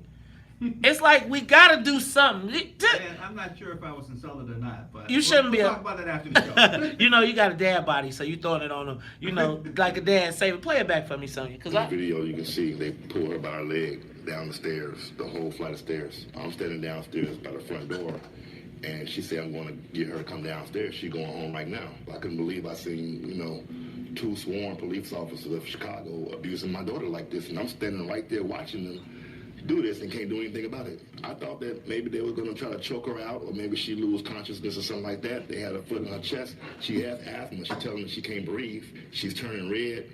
I see a vein sticking out her forehead. I need you to tell me something better than that. It's the Talk of Chicago. We'll be back after traffic and the weather. More of the morning show. What I got will knock you out, yo. You know, Stevie Wonder wrote Tell Me Something Good. I could hear that. I could hear him playing that wow. Wow. Did he do did he do Fat Albert too? Wow, wow, wow, wow, wow, wow, wow, wow, wow, wow, wow, wow. I wonder who did that, but I don't think so. I'm gonna look that up though. I bet you Bill Cosby had somebody funky do it. Yeah, you're probably right about that. Yeah, because it did stay with a finish. Man, Carrie is at the museum today. Lucky baby. I want to go to the African American Museum. What's going on? She was out there for a trip, and so her and her mom decided to spend some time to go see the museum. Like I want to spend they're spending a couple days at it. Cause it's like everybody says you can't see it all at once. No. You saw it? No, but I've been to the Smithsonian. You should have gave your dad some of your dad's stuff. I've been to the Smithsonian numerous times, and it seems like we've never gotten past a certain point. It's just so big. And now you think about just the black one. The Museum of African American. Man. Yeah, we need to make a specific trip. We should do that. Yeah. We could do that as a morning show trip. I bet you people would go. Oh, I know they go. I bet if we did that, and we could make some money off of it too. What? Money? Yeah. So you think about it, you do it as a trip and you do it as a package, and you invite people to go. Who are better than a WVON audience to go to something like that? Man, I'm all for that. Numerous streams. Right, I'm saying you don't want to do nothing. We could have us a brunch. Nah. Are you scared? There wasn't anybody we know. Huh? Fat Albert. Oh. See, we could leave here and go to a place like Sip and Savor or Peaches and have a coffee with Maze and Todd. Post-show coffee, $10. Get you a cup of coffee and a conversation. I'm telling you.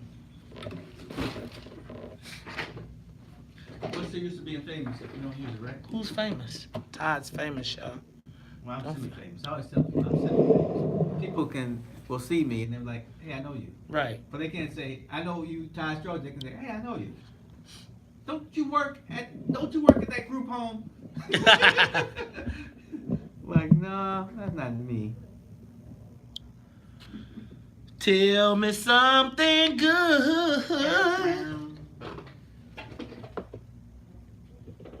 What I got.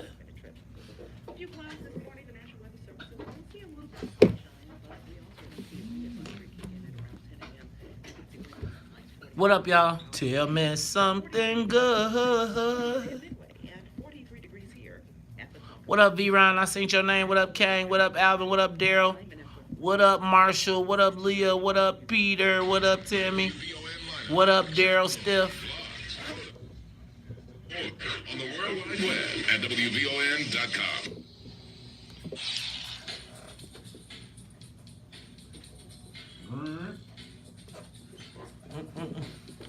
Feels good. Yeah. It feels good. It feels good. Yeah. It feels good. Sure feels good to me. Baby. Baby. Baby. Baby.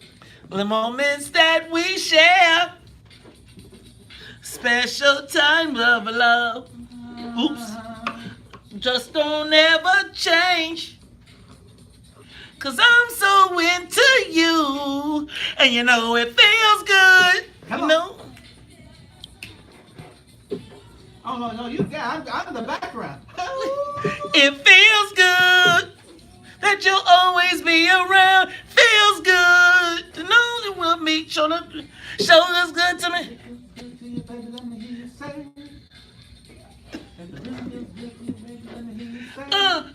Baby. Baby. Last night was so fun. Rubbing 101. I was holding you so tight. Now I just want to make you my wife. And you know it feels good. Know that Riverside, it feels good. It feels good. It feels good. You are tuned into the Talk of Chicago, 1690 AM. I'm your host, Maze Jackson. Ty, you look like you was happy singing that. So what you know about that? That's Tony, and Tony.